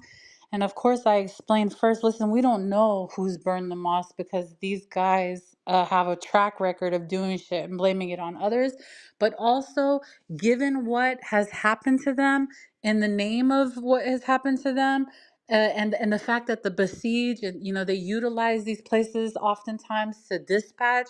Yes, they do have the right. I said anywhere, if you're a Christian or you're anything, Christian, Muslim, Jew, and they use that place to beat your children and to kill them, burn that bitch to the ground. And I got in a lot of trouble in that room, and they hated me there too.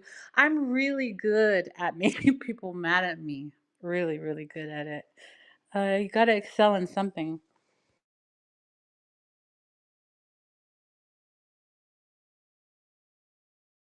See, Dungeon, I knew you wanted to come up, but they wouldn't let you, and I appreciate that so much. Always here to support you and everyone. Can I read something? I know this is going to get people angry, I'm sure, but just to the subject of this room, people's pain. I've been feeling really hurt, and I shouldn't be. So, as Sella said, I'm also a humanitarian. I'm not into politics. I don't take sides for the oppressed. and those who are inflicted by genocide. And I wanted to understand with all my friends, and I've lost so many of my Jewish friends because of this. I didn't stay silent over the genocide. And this is, again, a humanitarian issue. And I raised my voice whenever I could.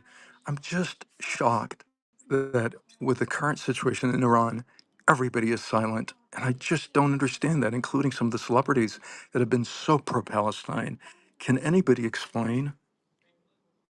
May I say something here to you? hold on. Say that Oh, last part again. I didn't hear. Sorry. The Gufti, what was the question?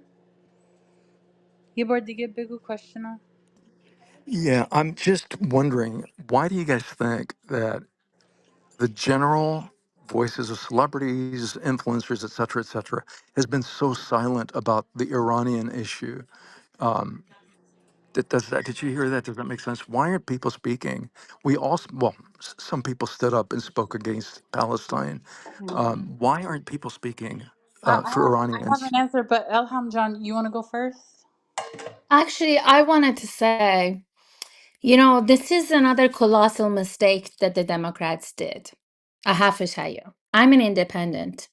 Not because I'm Iranian, this matter means a lot to me, which it means a lot to me.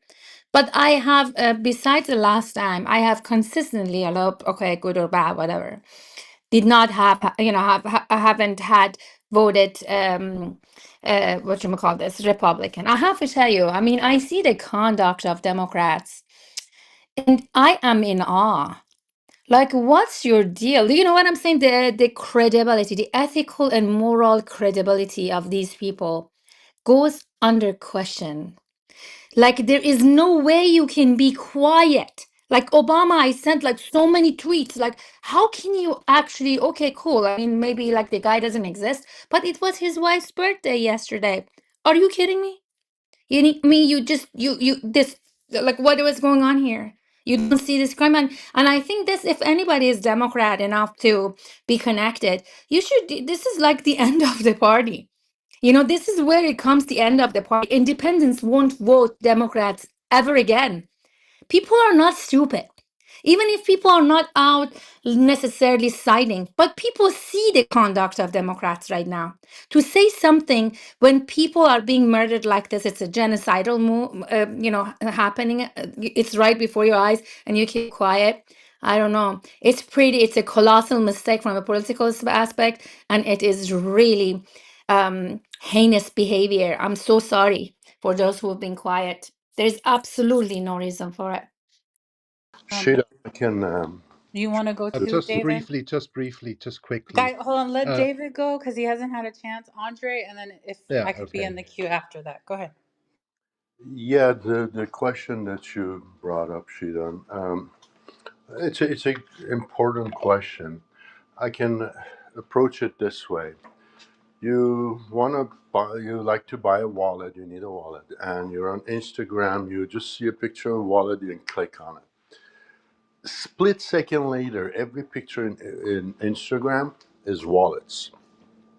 It brings you into an echo chamber of whatever it is, that product that you clicked on.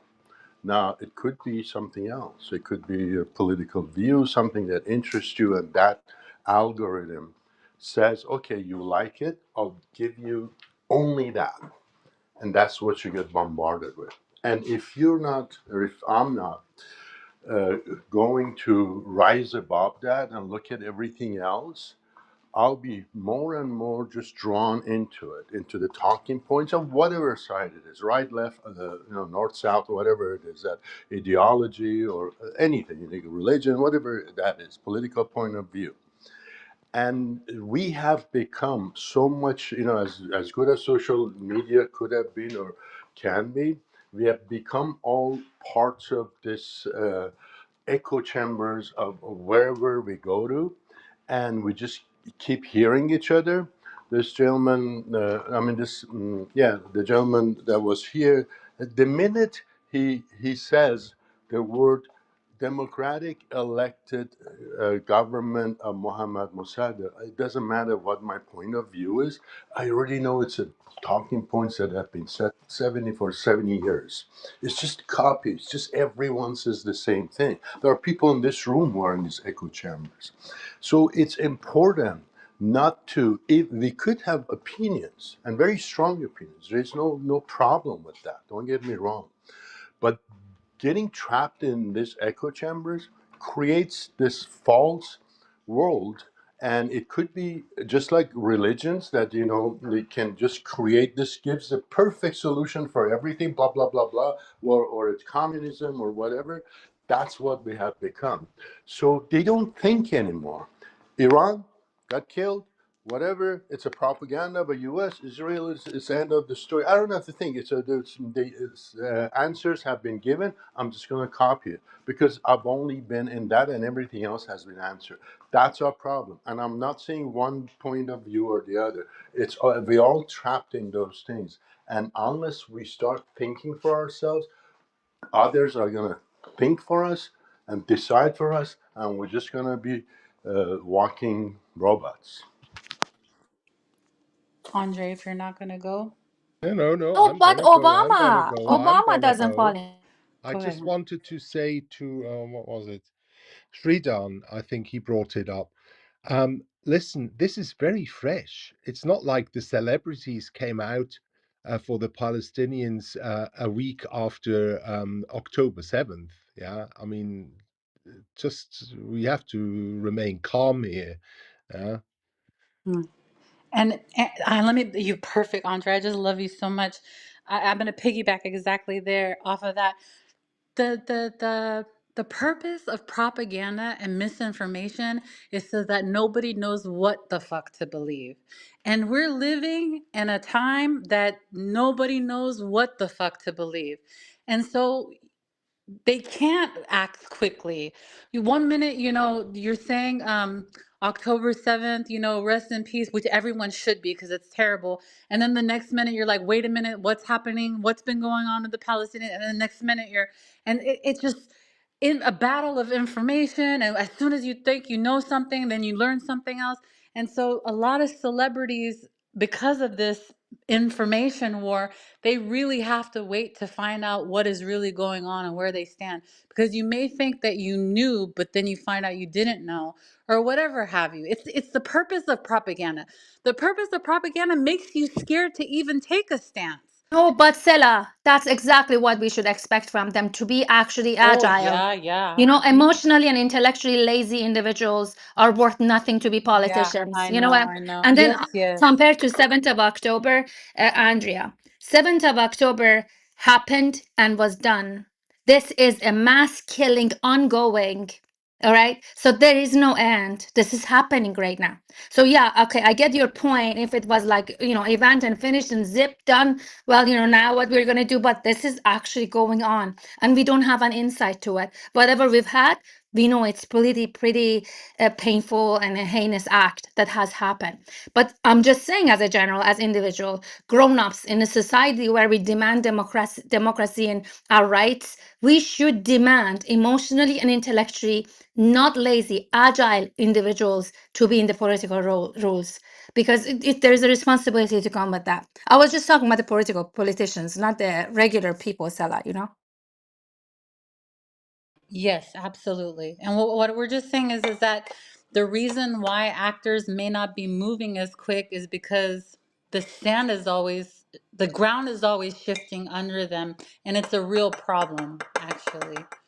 So, Shidanjan, what do you think about the answers that you were given? Anything resonate? Do you want to push back on anything? Agree with anything? No, no.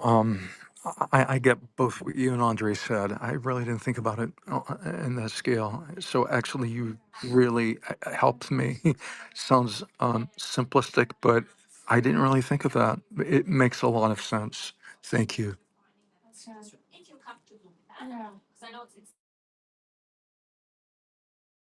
It's so good to see you, Shidanjan. I'm really happy to hear your voice.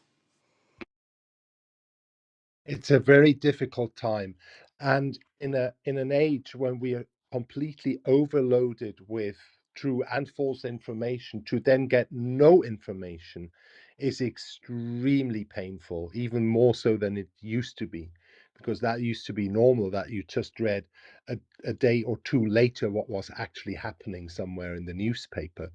uh, this blackout that is worrying, because you also imagine what are they doing whilst they're doing that. uh, and there's going to be a reckoning for it one day, and I'm not just talking about the day of judgment. I'm talking about this regime will fall. It is just a question of time, and then things will be revealed. I hope that Iran will be able to do what South Africa did, and go through a process of change, and but also with reconciliation, as difficult as it is to say that now. Yeah, I hope it's Truth not and going to be truth a and civil war. reconciliation. Even reconciliation, how, I mean, it's not It's truth and reconciliation. Thank you, thank you. right. But it's not even imaginable. I mean, so this is where I'm thinking, like, we are dreaming of a solution that's gonna be like something that we don't get involved with it. But it can just only stay in that phase of just dreaming about it. There are people that they were murdered, and it's a very tough call. Are we not going to take action about it? And why are we not taking up this and take advantage of this situation where the people inside a country they're being taken hostage with a regime that we all know sponsors terrorism? The people want to overthrow. The regime uses every tool and everything to suppress and kill these people, murder them. Why don't we see this as an opportunity? We gotta have to ask those questions. I grew up hating to be ever like thinking like I could ever kill a Jew, or like from World War II. Oh my God, how did those people got to that point? Why didn't nobody in the world like think about like, or like get engaged and like make something happen before those many people were killed and that way and this and that. And today, so many of us who are silent today, I bet if they lived during or before the World War II erupted, before that, if they lived, they would have acted like the same silent majority back then, who caused the problem that happened, that so many people were burned and killed and everything. We are that silent majority. It is not, there is no other way. When it comes to murderous acts, heinous acts like this, silence is just complicity. I mean, there's completely no other way. It's not like I know it's truth or not. There shouldn't be so hard of a situation to actually see something and know whether you should take an action. If it comes to that point that you see mass killings, genocidal acts, and you don't think it is actually reasonable to say something, say, I'm sorry, Iranians. You don't even say that. I just think like there's some major issues. We should take that serious. We should not let those people get into office ever again. We should be serious about this. We should be our voice and their voice 10 times more, because they don't have they don't have the capacity to think the right thing for whatever reason. I don't care. The right thing right now is to be the voice of the voiceless who are murdered. And we can't let them just go on with that. Uh, for me, it's always been what has helped me determine or make political decisions has not been the politics itself, has not been the ideology, has not been, whatever I might stand for politically, economically, etc. My The way I looked at it has been human rights. Human rights. We have articles of human rights, of freedom, etc., etc., etc. That we all know, and we came up with it, unilaterally. I mean, not unilaterally, altogether after 1945 and all that. And it's something, and it's our rights, and it does not have labels like Palestinian has it, Israeli shouldn't have it, or vice versa, or Iranian, or blonde, or this and that. They're all humans, and we all should have it. the same as animal rights or environmental rights, etc. And once we pure uh, out of any politics, if we have that as the basis, then we have something to measure it by. That if someone talking about human rights, how is he or she looking at it, or to the same situation in another place where it does not fit them or it's not comfortable for them politically. And that at that point, then I realized that, are they using those rights that they're crying for as a tool, or it's really their belief? And if it's just a tool and it's not their belief, and then I question their politics or their how honest they are, and that's how I can figure out if so and so is running for president or running for whatever office, or just in a clubhouse room, how honest that is. And if there is no degree of honesty, I understand what politics is about. But if they don't stand for what they stand for, it has so many different flaws in it. Then I just question, their all the propaganda that goes with it. So, if the celebrity all of a sudden starts crying for one place, and exact or even worse thing or a little less happens somewhere else, and it's just completely quiet to it, even if the other cause was right, and I believe that he had a point, I just question him.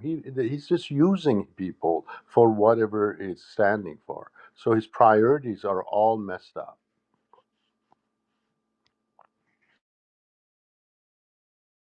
It's exactly that ethical and moral credibility, David. That's where they lose it. Exactly. So, I understand that, people have their political, motives and things like that. I mean, I don't understand. But I can see that point. But the thing is, yeah, the prioritization and, preferences with regards to human rights. Wow, that's just fascinating. Again, I'm just in awe, Angelina Jolie. I mean, I'm just in awe. I do not believe this. Like, What did he say? Don't know about that. no, I nothing, thought nothing. David, my problem is this emotional dependency on these people. Like these many years, you don't want to idealize, but then in the meantime, like you're voting for, women's right or whatever it is. So, and then you find this actually in a reality. It cannot be double standards. We should never, ever stoop down to that level for our own little group personal agenda or whatever it is. We should expect the politicians to show up to the plate, not because this is Iranian matter. Just in general, we should have a better standards if we truly want the democracy. Or we decide we're just not going to get involved, and just don't get involved. But if you're going to get involved, then don't pick and choose. Do you get what I'm saying? It's an insult to humanity. It's insult to my own, what you call this, intelligence. Like, I feel like, God, what did I even ever talk with this woman? I mean, I don't want to give name, but like, I mean, how could you possibly be quiet? Just say something. Like, just say you are there. You see it. We've sent you emails. I've called. I mean, it's just been a very painful, that emotional dependency that it starts between, like, maybe us with the scholars or what have you, and it is just unbelievable. It's been a very horrid aha moment for me, at least. And frankly, I think, like, if Democrats could ever lose grounds, this is actually planned for them. I think Islamic Republic ruined them. Believe me, folks, I bet you, like, whatever, I take everybody out for dinner. Come to Chicago, I do it. I swear to God, this move, this conduct of this party, and the celebrities that have kept quiet for whatever cause that I don't even want to name it right now, they have ruined that cause, and also they've lost their ground. Believe me, independents are not stupid. If I actually think, like, maybe, Democrats completely fell into the hole. It was digged for them to show their real self. And hey, people see that.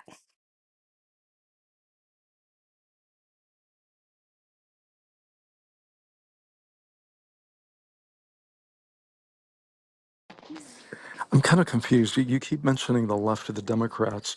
Are you suggesting that the right or the conservatives are doing anything positive? I'm not understanding why the left and right are entering the picture as a distinct and separate entity that is doing differently towards Iran or for Iran. Yeah, right. It's actually, unfortunately, that's exactly the truth. Yeah. The left is quiet.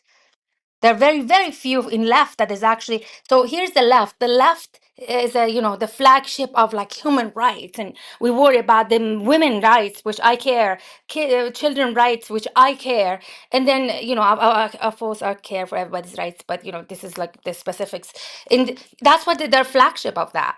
They go advocate for it. They're like we know better than you. We're the party who's gonna promote this and NGOs and all that stuff that goes with it. Okay, so now that party, that's what it is. It's in fact you should expect the Democrats. You should have been speaking long before anybody else. They didn't. They fell into a trap. Now, if a Republican is talking about it, like Lavin is talking about this, Democrats should keep their heads down. This is Lavin we're talking about. They're quiet, and Democrats are quiet. It's just mind blowing how ridiculous this is. Unless there was a political charge behind all that pro Hamas or pro Palestine, whatever they did. Unless there was a political charge, which there was. Otherwise, human rights are human rights issues. It should not matter. You should be contacting Democrats and ask them. There should be like right now in the front of the line to say, hey, stop killing the people. No word coming out.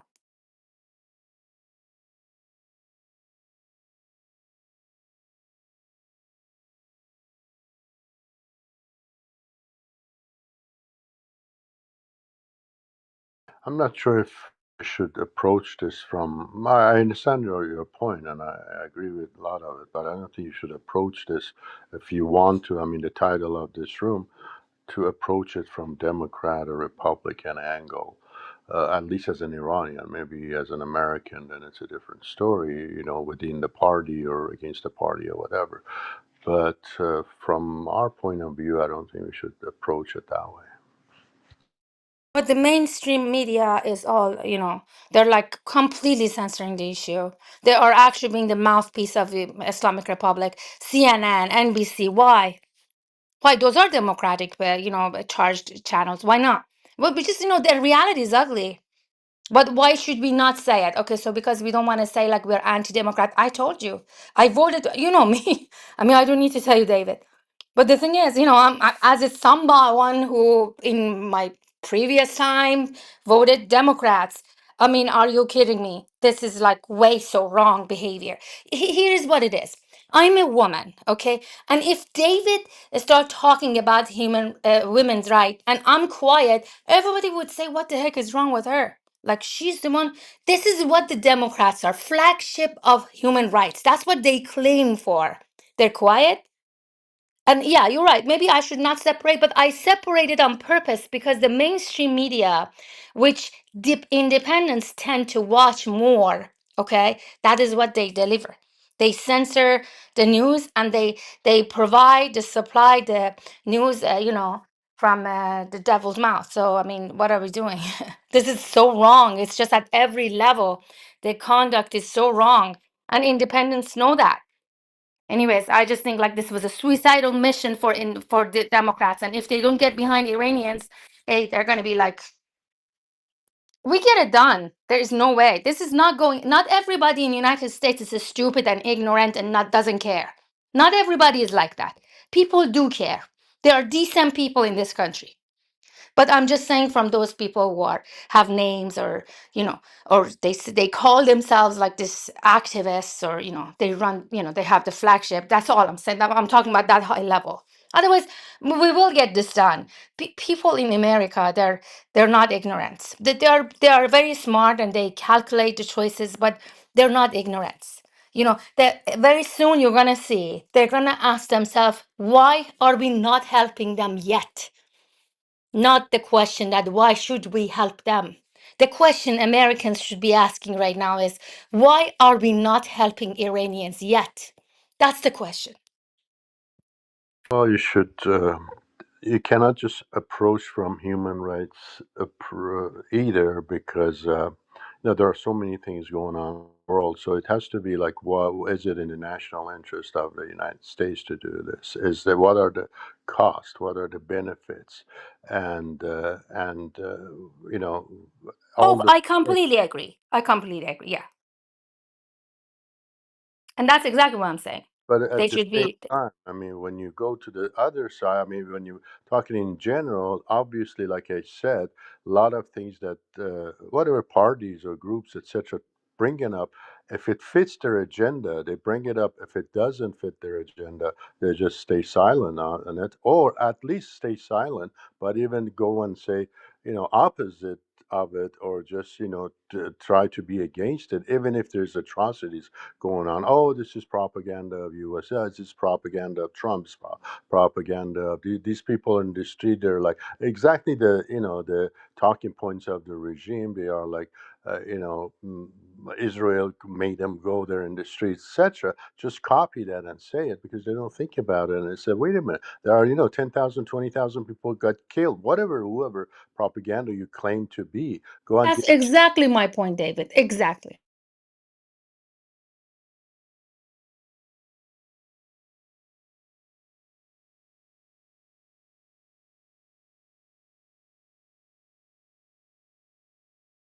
All right, come to your mic.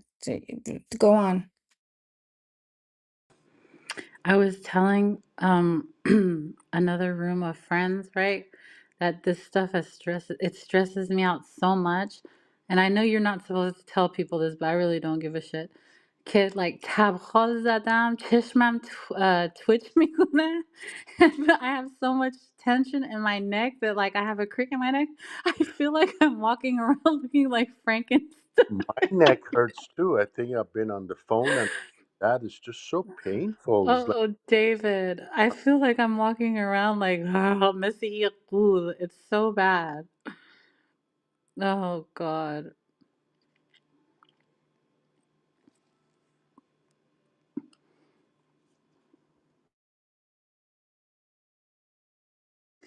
This is the beginning of the end for them. There's no going back after this. The people will never get over this. Oh, they will never get over it. Never. Absolutely. I mean, this is like so no return. Like, you cannot believe it. Like, how can you go back to work and every family has lost a member? This is devastating. It's beyond imagination.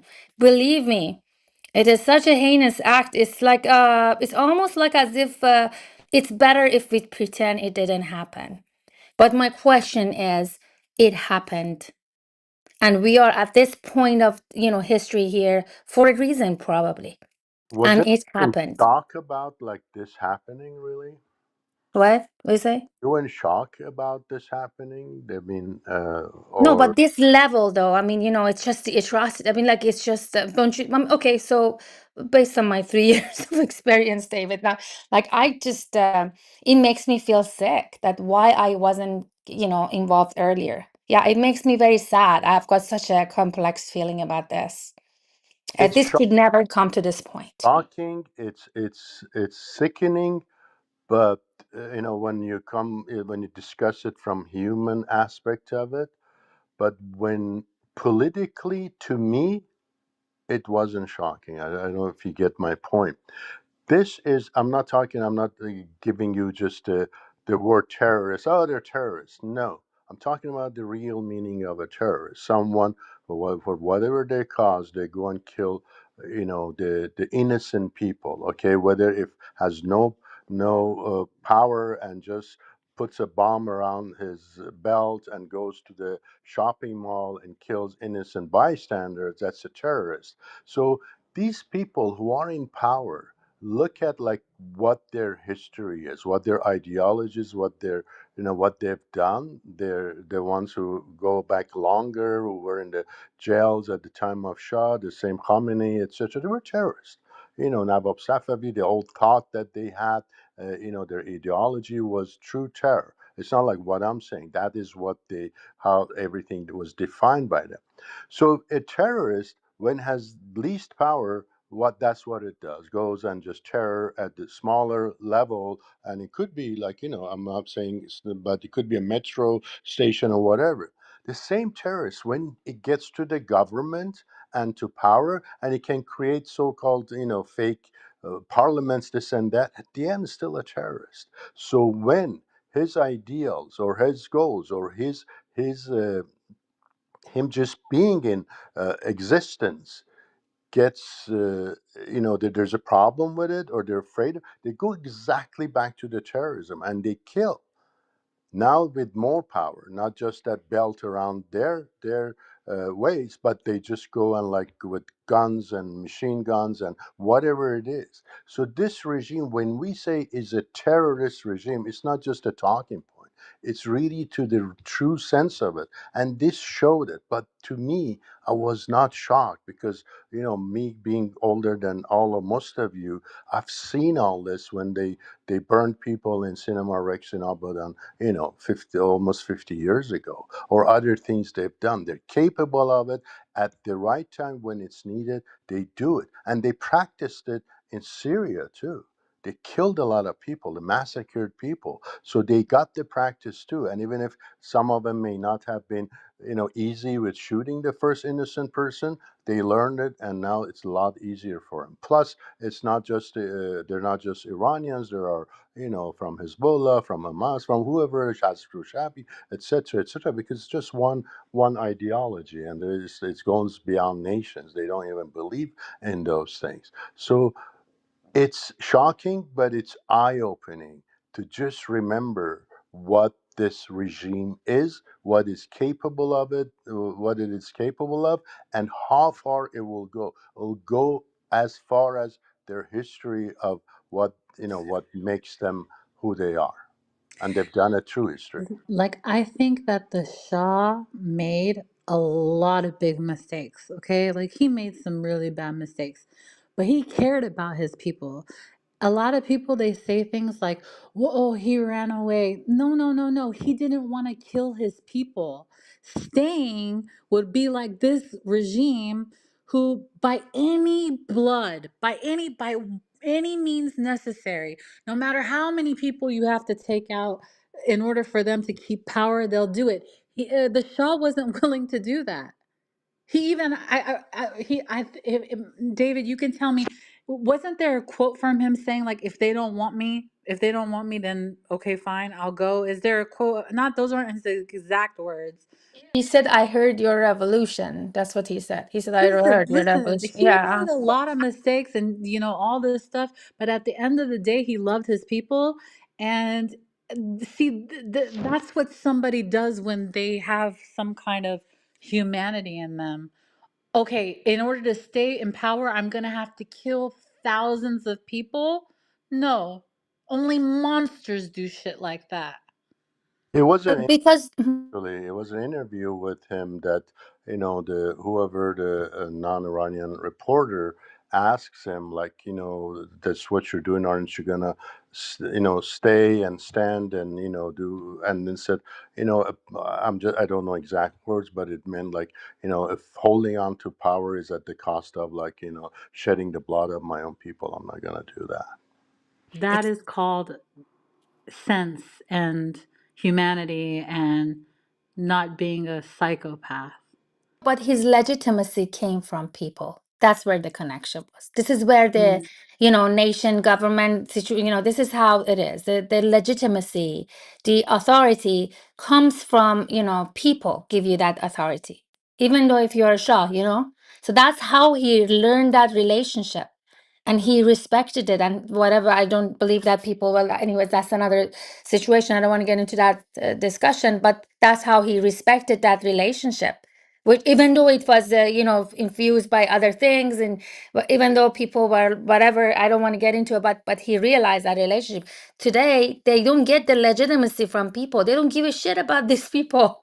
Iranian, I mean, like, are you fucking oh my god, I mean, I just, like, they're like, people are poor and they're like sending money, I mean, this is so the dire situation. There is no solution but for Islamic Republic go. And my problem is they are making West is making another non-problem a problem situation, adding more problem to this existing one. You know, they're adding like, oh, well, what's gonna happen after they go? Oh, we're gonna bring the boots. Or what? Dude, the people inside the country are your boots. What's hard to understand for you? These people with no guns, with nothing, they're giving their lives for Iran. Like this is the most precious opportunity for everybody across the world to understand, seize the opportunity, or well, Democrats are already losing the pot. I bet you that's what's gonna happen. People will remember this. Not Iranian. Americans are smart people. They see this. Like this is the conduct of the lowest ethical, moral credibility Democrats could have shown. But coming out of that thing, this is where they have at the lowest cost point for West to help Iran to topple this terrorist regime. There is no lower point in this. That people inside country, they showed you who they are. They're standing for it. They're fighting the fight. They're fighting the fight. You don't need to put boots on the ground. The emotions run high, and it's understandable, and it's respectable and all that. I mean, it's about humans, it's about Iranians, etc. And emotions runs high a lot through, with us Iranians too, You wherever. think I'm wrong? No, no, no. I'm No, no, no. with this. So, and one thing we have to be careful of is that since the emotions are high and we're so angry at the regime, we don't turn that for difference of opinions against each other. That's number one. It can happen, and some people can instigate it too with different narratives, etc. So that's number one. Second thing is that although to present the atrocity and the emotions and human rights and all that, but realize the solution is a political solution.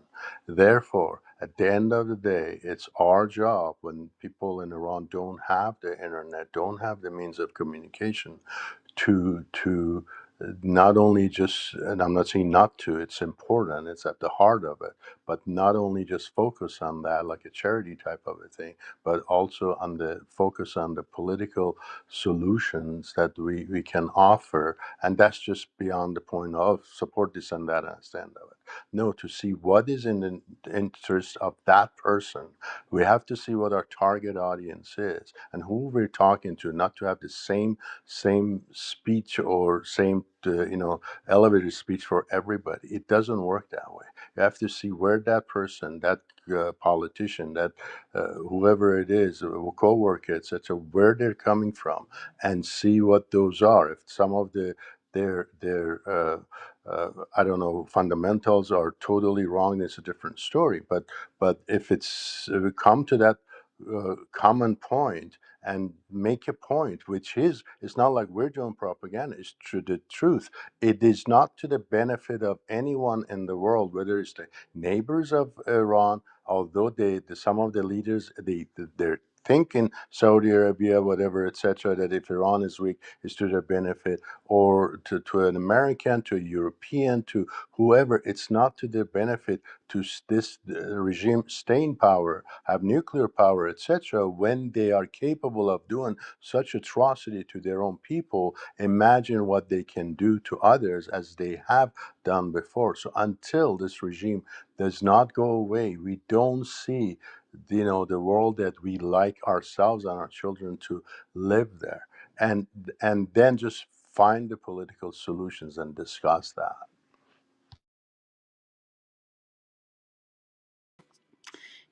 For like people in the audience that you're like not Iranian, like I just think about it a lot. I hope I don't cry, God, but I think about it like you all maybe like when you think about that many people dying, right? Like you in your mind, you might think of like soldiers or like grown men with like beards, and these are the most beautiful.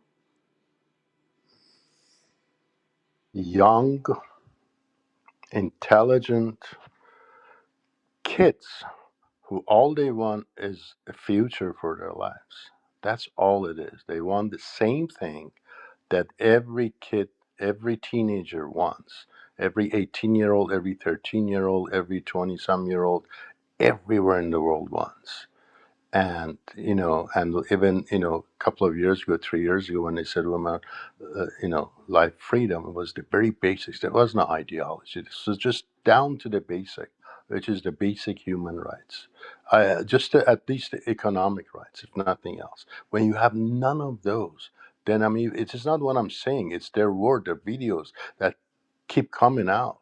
Like it's 13-year-old who's in jail, you know I mean, where in the world, because they're of her political opinion. So when they see no future at that age, you don't see future, then you just go say, I'm just going to go for it. What's this life about? So, and then they may not know it, but they go and they see, wow, they got shot. I saw X-ray or CAT scan or whatever it is. I can put the link of this doctor that of some kid. When I say kid, they're teens or in their 20s or whatever, and there were just hundreds of these little whatever it is in BB their pellets. well skull and eyes and everything. I mean, that's what she has to live with for the rest of her life. This is what we're talking about. So how can whoever with whatever political leniency they have say, well, that's it is what it is. I'm not going to talk about it. But oh, look on the other side, see what's happening. If you want to make a point about what's happening there, you cannot have double standard because it's happening other place too. But if you talk about this too, at least to the level you say, I agree that this is not right, then people listen to that one too because they know you're not just using human rights or whatever as a tool, but you really stand for it. Yeah. And I think that like it's okay for you to have like a particular cause, that you hold more dear, or like let's say somebody who's like into save the whales, right? Or save aqua life. They don't go, but fuck, the bears. You just are given a mandate, or like you have a some kind of connection to a particular cause, and you work on that cause. You feel led to do something in that cause, but we don't say because I'm only worried about whales, then fuck all the other animals. That's just not how humanitarianism, humanism, that's just not how it works. But here's another thing. I know some of you have already heard me say this, and there's new people in the room. So I say it again. I want you guys to know that when family members goes to retrieve shit, when they go to retrieve a body, their child's body, they have to pay to recover that body. Now, mind you, this is in a time where people can't even afford meat, groceries. You have to pay for the body of your child, and then Pay for the cost of the bullet that killed your child. each bullet. Yes, each bullet. Yes, each bullet. So that's why there's price variation. You've been seeing people say $3,500 to $5,000 to whatever, right? It's because it's the weights of what the body weighs with the bullets in it that they're And this charging. isn't like the Yeah. first rodeo. They've been doing this for a long time. And then they However, don't want people to come to the funeral because that in itself can turn into something revolutionary or insightful. So you have a particular time frame to bury. And then also, people are like burying their children in like their own gardens at this point.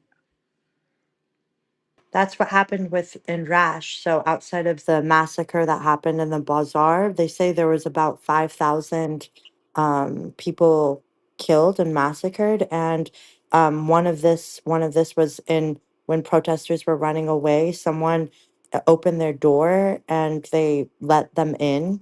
500, 600 people were hiding there, and of course they came in and killed 600. They saw the Islamic regime, the IRGC, said it would be too much to move all of these bodies.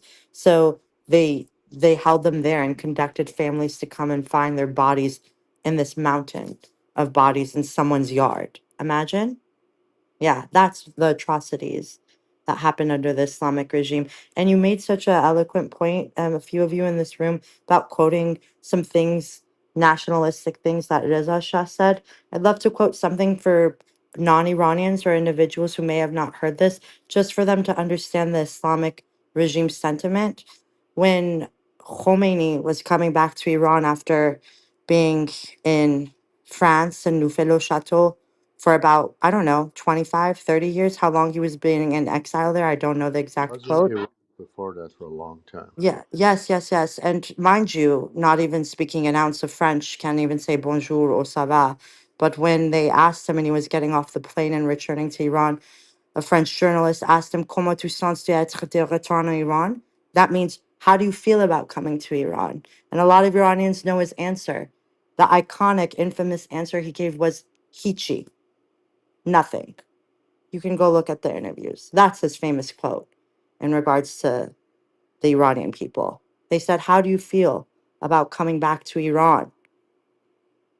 He said, Nothing. Yeah.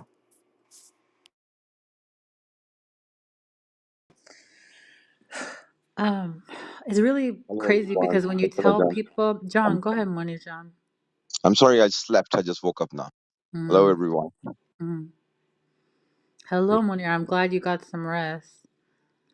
When you tell people like the stuff that the Iranians face, like literally in this time, people are like, that's just propaganda. And that is the most hurtful fucking thing you could ever say to an Iranian because they know that it's not. So you might as well just fucking rip their heart out of their chest and eat it right in front At of their least stay face. silent, you know. At least they should stay silent. I want to tell y'all more. And everyone, like, I'll like, I'm doing these. If you think of some too, tell people. Like, around 1984, 1986, when other women would, protest or, go against this regime, they would say that if a virgin gets executed while being a virgin, they'll go to heaven. So you can imagine what would happen. And they would bring chocolate to the family to say, Mubarak, that your child was married, raped, really, to their executioner. This happened all the way up until 1986, systematically from 84 to 86. But don't think that it stopped because even in with women life freedom, women and men were getting raped and oh sorry for dropping the R word so hard, but they were getting violated, and they were saying like this is like what the like people who believe in that ideology is that you're going against God by going against this regime. So the Quran, according to them, says that they have the right to do that to you. What do you think the consensus charge is against all of these people that are being arrested? The charge is corruption on earth. That is the charge that people are being hung for, corruption on earth. In any other judicial system, in any other governing system, when have you ever heard that someone would be murdered and punished by capital by the, yes, I understand treason, yes, this, that, yes, okay, but corruption on earth? Yeah, because the Islamic regime, again, uses Islam as its propaganda and vocal point to be like, okay, yes, when you go against us, you go against God. So therefore, we go against anyone who's against God, right?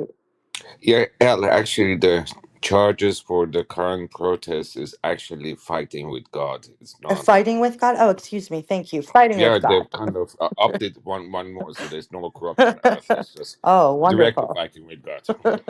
But what's happening on the ground these days is that the families who are coming to find, I mean, the fact is they haven't seen their child for so long, so they know something happened, and they come, and the ones who have boys, they are more successful finding the bodies than the ones who have girls missed.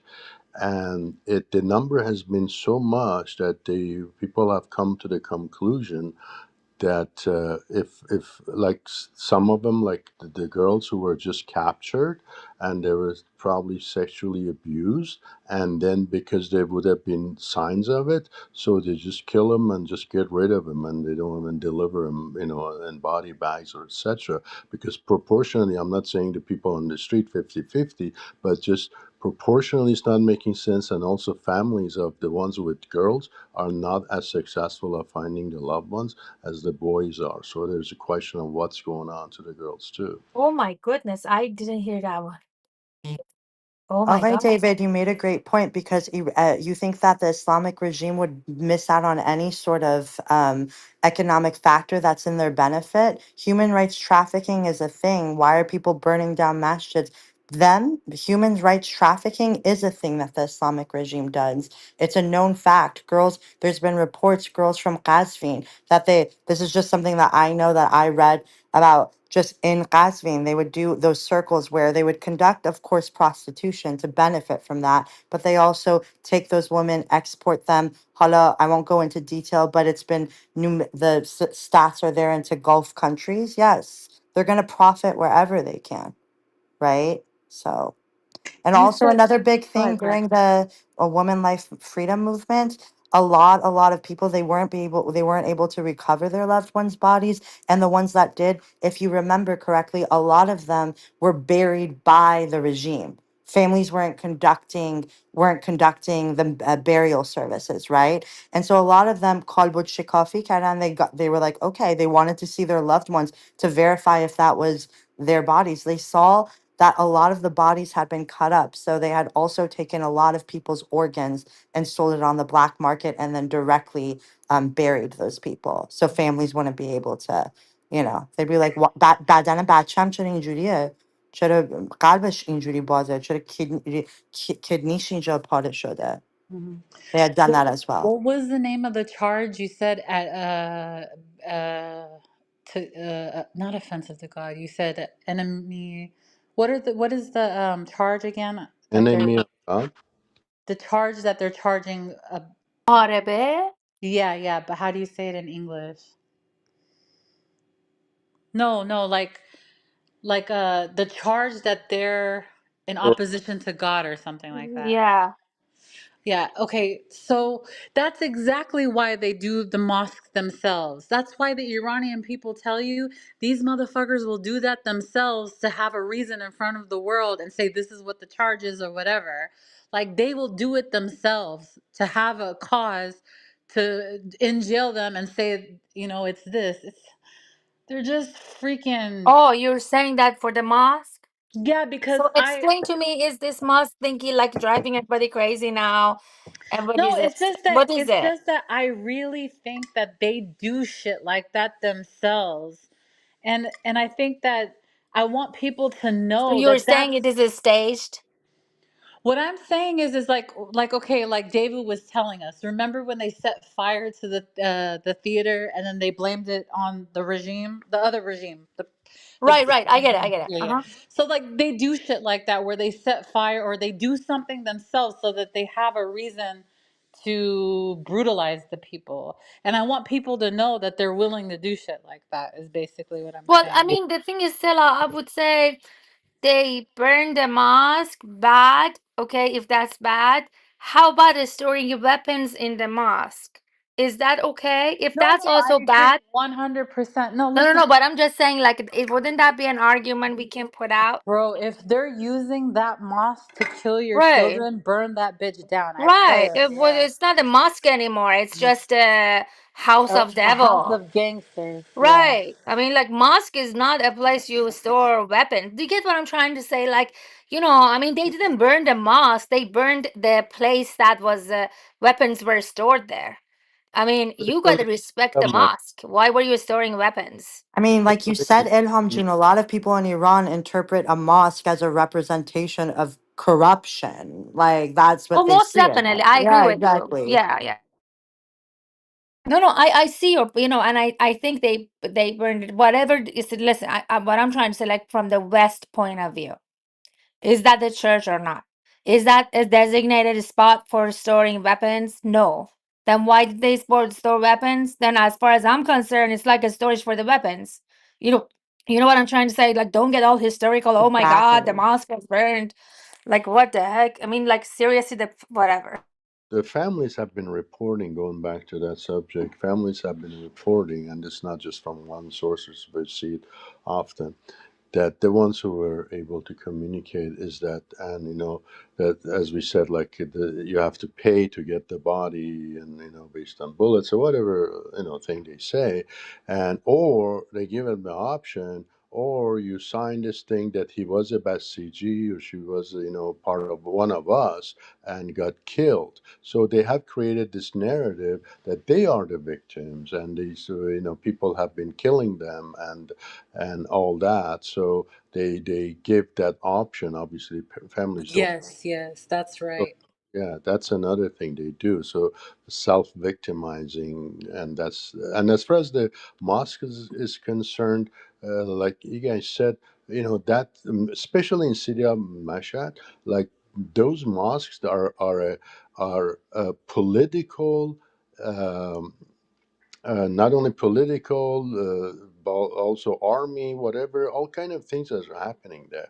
So they're using that. I mean, Islamic Republic by So itself, it's not a you know, mosque anymore. yeah, You to know what I'm begin trying to with, say? to Uh-huh. begin with, when they say political Islam, they have politicized everything of that by definition, and they're using all of them as. Imagine if it wasn't mosque and if it was, I don't know, office of the Nazi, whatever. No one has questioned it. Now let's say Nazis put a cross on top of it and whatever. All of a sudden, people say, "Oh no, there's a cross here, so you cannot cross the cross." It was like, wait a minute, what's happening inside? There's apartheid. They're killing whatever. So you can't just say the building is called this, so we can't touch it. Well, they started it. They're like Western weapons stored in a holy spot. So it's not holy anymore. I'm sorry I say it this way, but but the thing is, folks, there was a demonstration. So here's the deal.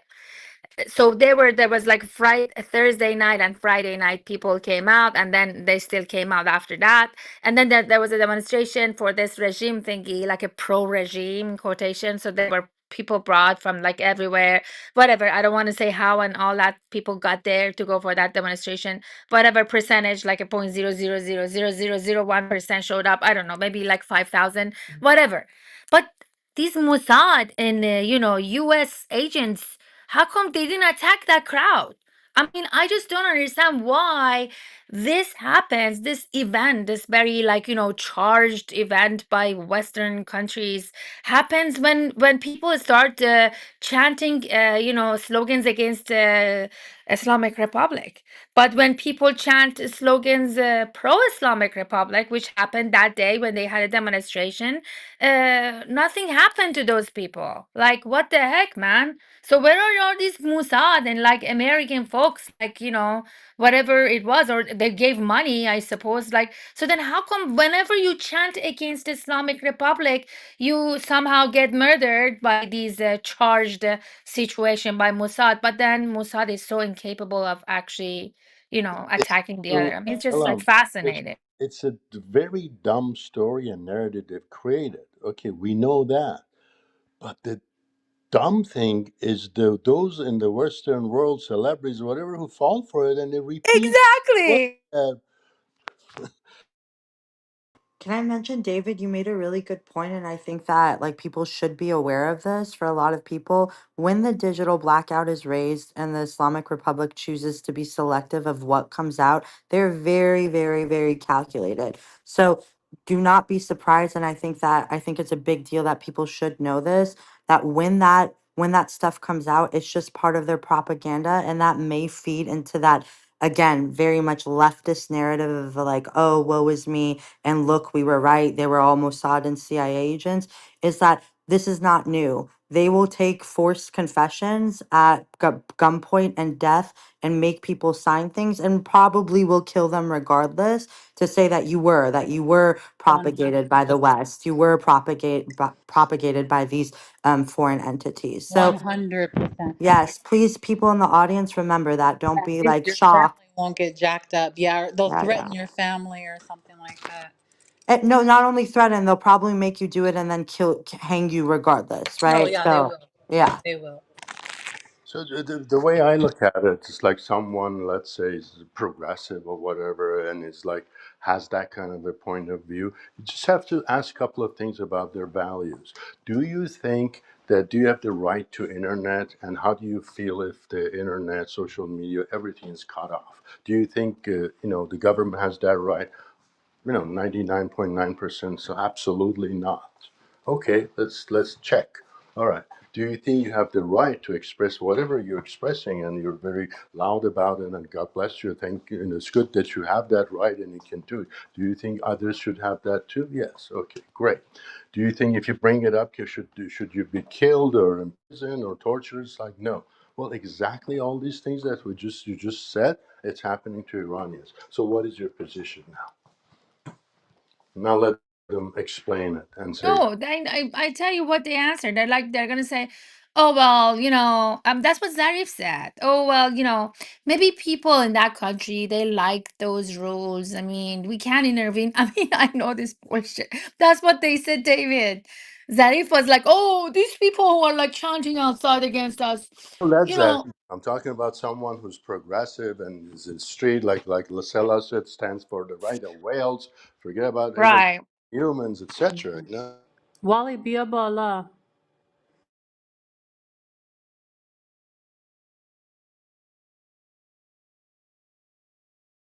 David, I've even been using the argument with like people who are like, America shouldn't be involved. That's none of our business. Why should we care? I always think that the humanist perspective or angle is usually, I would say, I guess this would be bleak or considered pessimistic, and futile angle. So what I always do when that even comes up is just like, hey, right, like you love America, right? So you hate terrorism, right? You want to protect your country from terrorists, right? Iran funds terrorism, creates terrorism. So if you don't want that to be a direct threat to you, then this it would be pro you to be against the Islamic regime, or at least be curious about it, to know and use that narrative, that subliminal narrative to get that angle and perspective to may somewhat appease to that logic on that end too.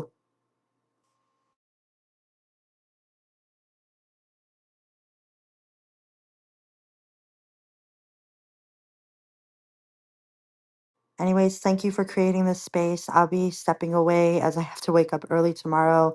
It felt good to just vent and be in community and also just hear other people's amazing perspectives. I hope everyone has a wonderful night and وقتش زهی خیال باطل به اونا و زنده باد ایران. خدافز. Bye Zendabad, thank everyone. you for being with us. Of course. که بچه منم باید برم. مرسی Okay. که این اسپیس رو گذاشتی. واقعا سپاسگزارم ازت. ممنون. Mercy, باید mercy. ایران جاوید شد. بای. Bye. Bye. Well, David John, Just wanted to add yeah, something. Munir and David, this room was with you in mind. Both of you had, made a comment like, Munir, you wanted me to put a room. David was like, I was like, the next time I open a room, David, I'll ping you. So you You have to guys were, Thank understand, I you. live in a totally Thank different time zone. y'all were the inspiration for this room. And I think, we had some turbulent times, but other than that, it went okay. Ella, let's give our necks a break. Oh my God. Yeah, yeah. Let's go ahead and go ahead and rest. Is Tehran radio going on still? Do y'all know? Let's see. I was this morning, California time. Let me see. I'm gonna look in the hallway. I am going to take some. I'm gonna go to a room that somebody else is moderating, and I can just hopefully just listen. But everybody that was in this room, thank you. Thank you so much for coming in here to be informed or find out what's going on, or if you were curious, or if you supported the Iranian people. Thank you for lending us your ear. I'm so emotional. I hope I don't cry. I get real goofy. But just thank you for being in this room. You could have been in any other room, but you were in here with us, and it is very, very appreciated, especially during this time. So thanks, guys. Yeah. I'm going to close the room. Good night, everybody. Take Take care, guys. Khuda Hafiz.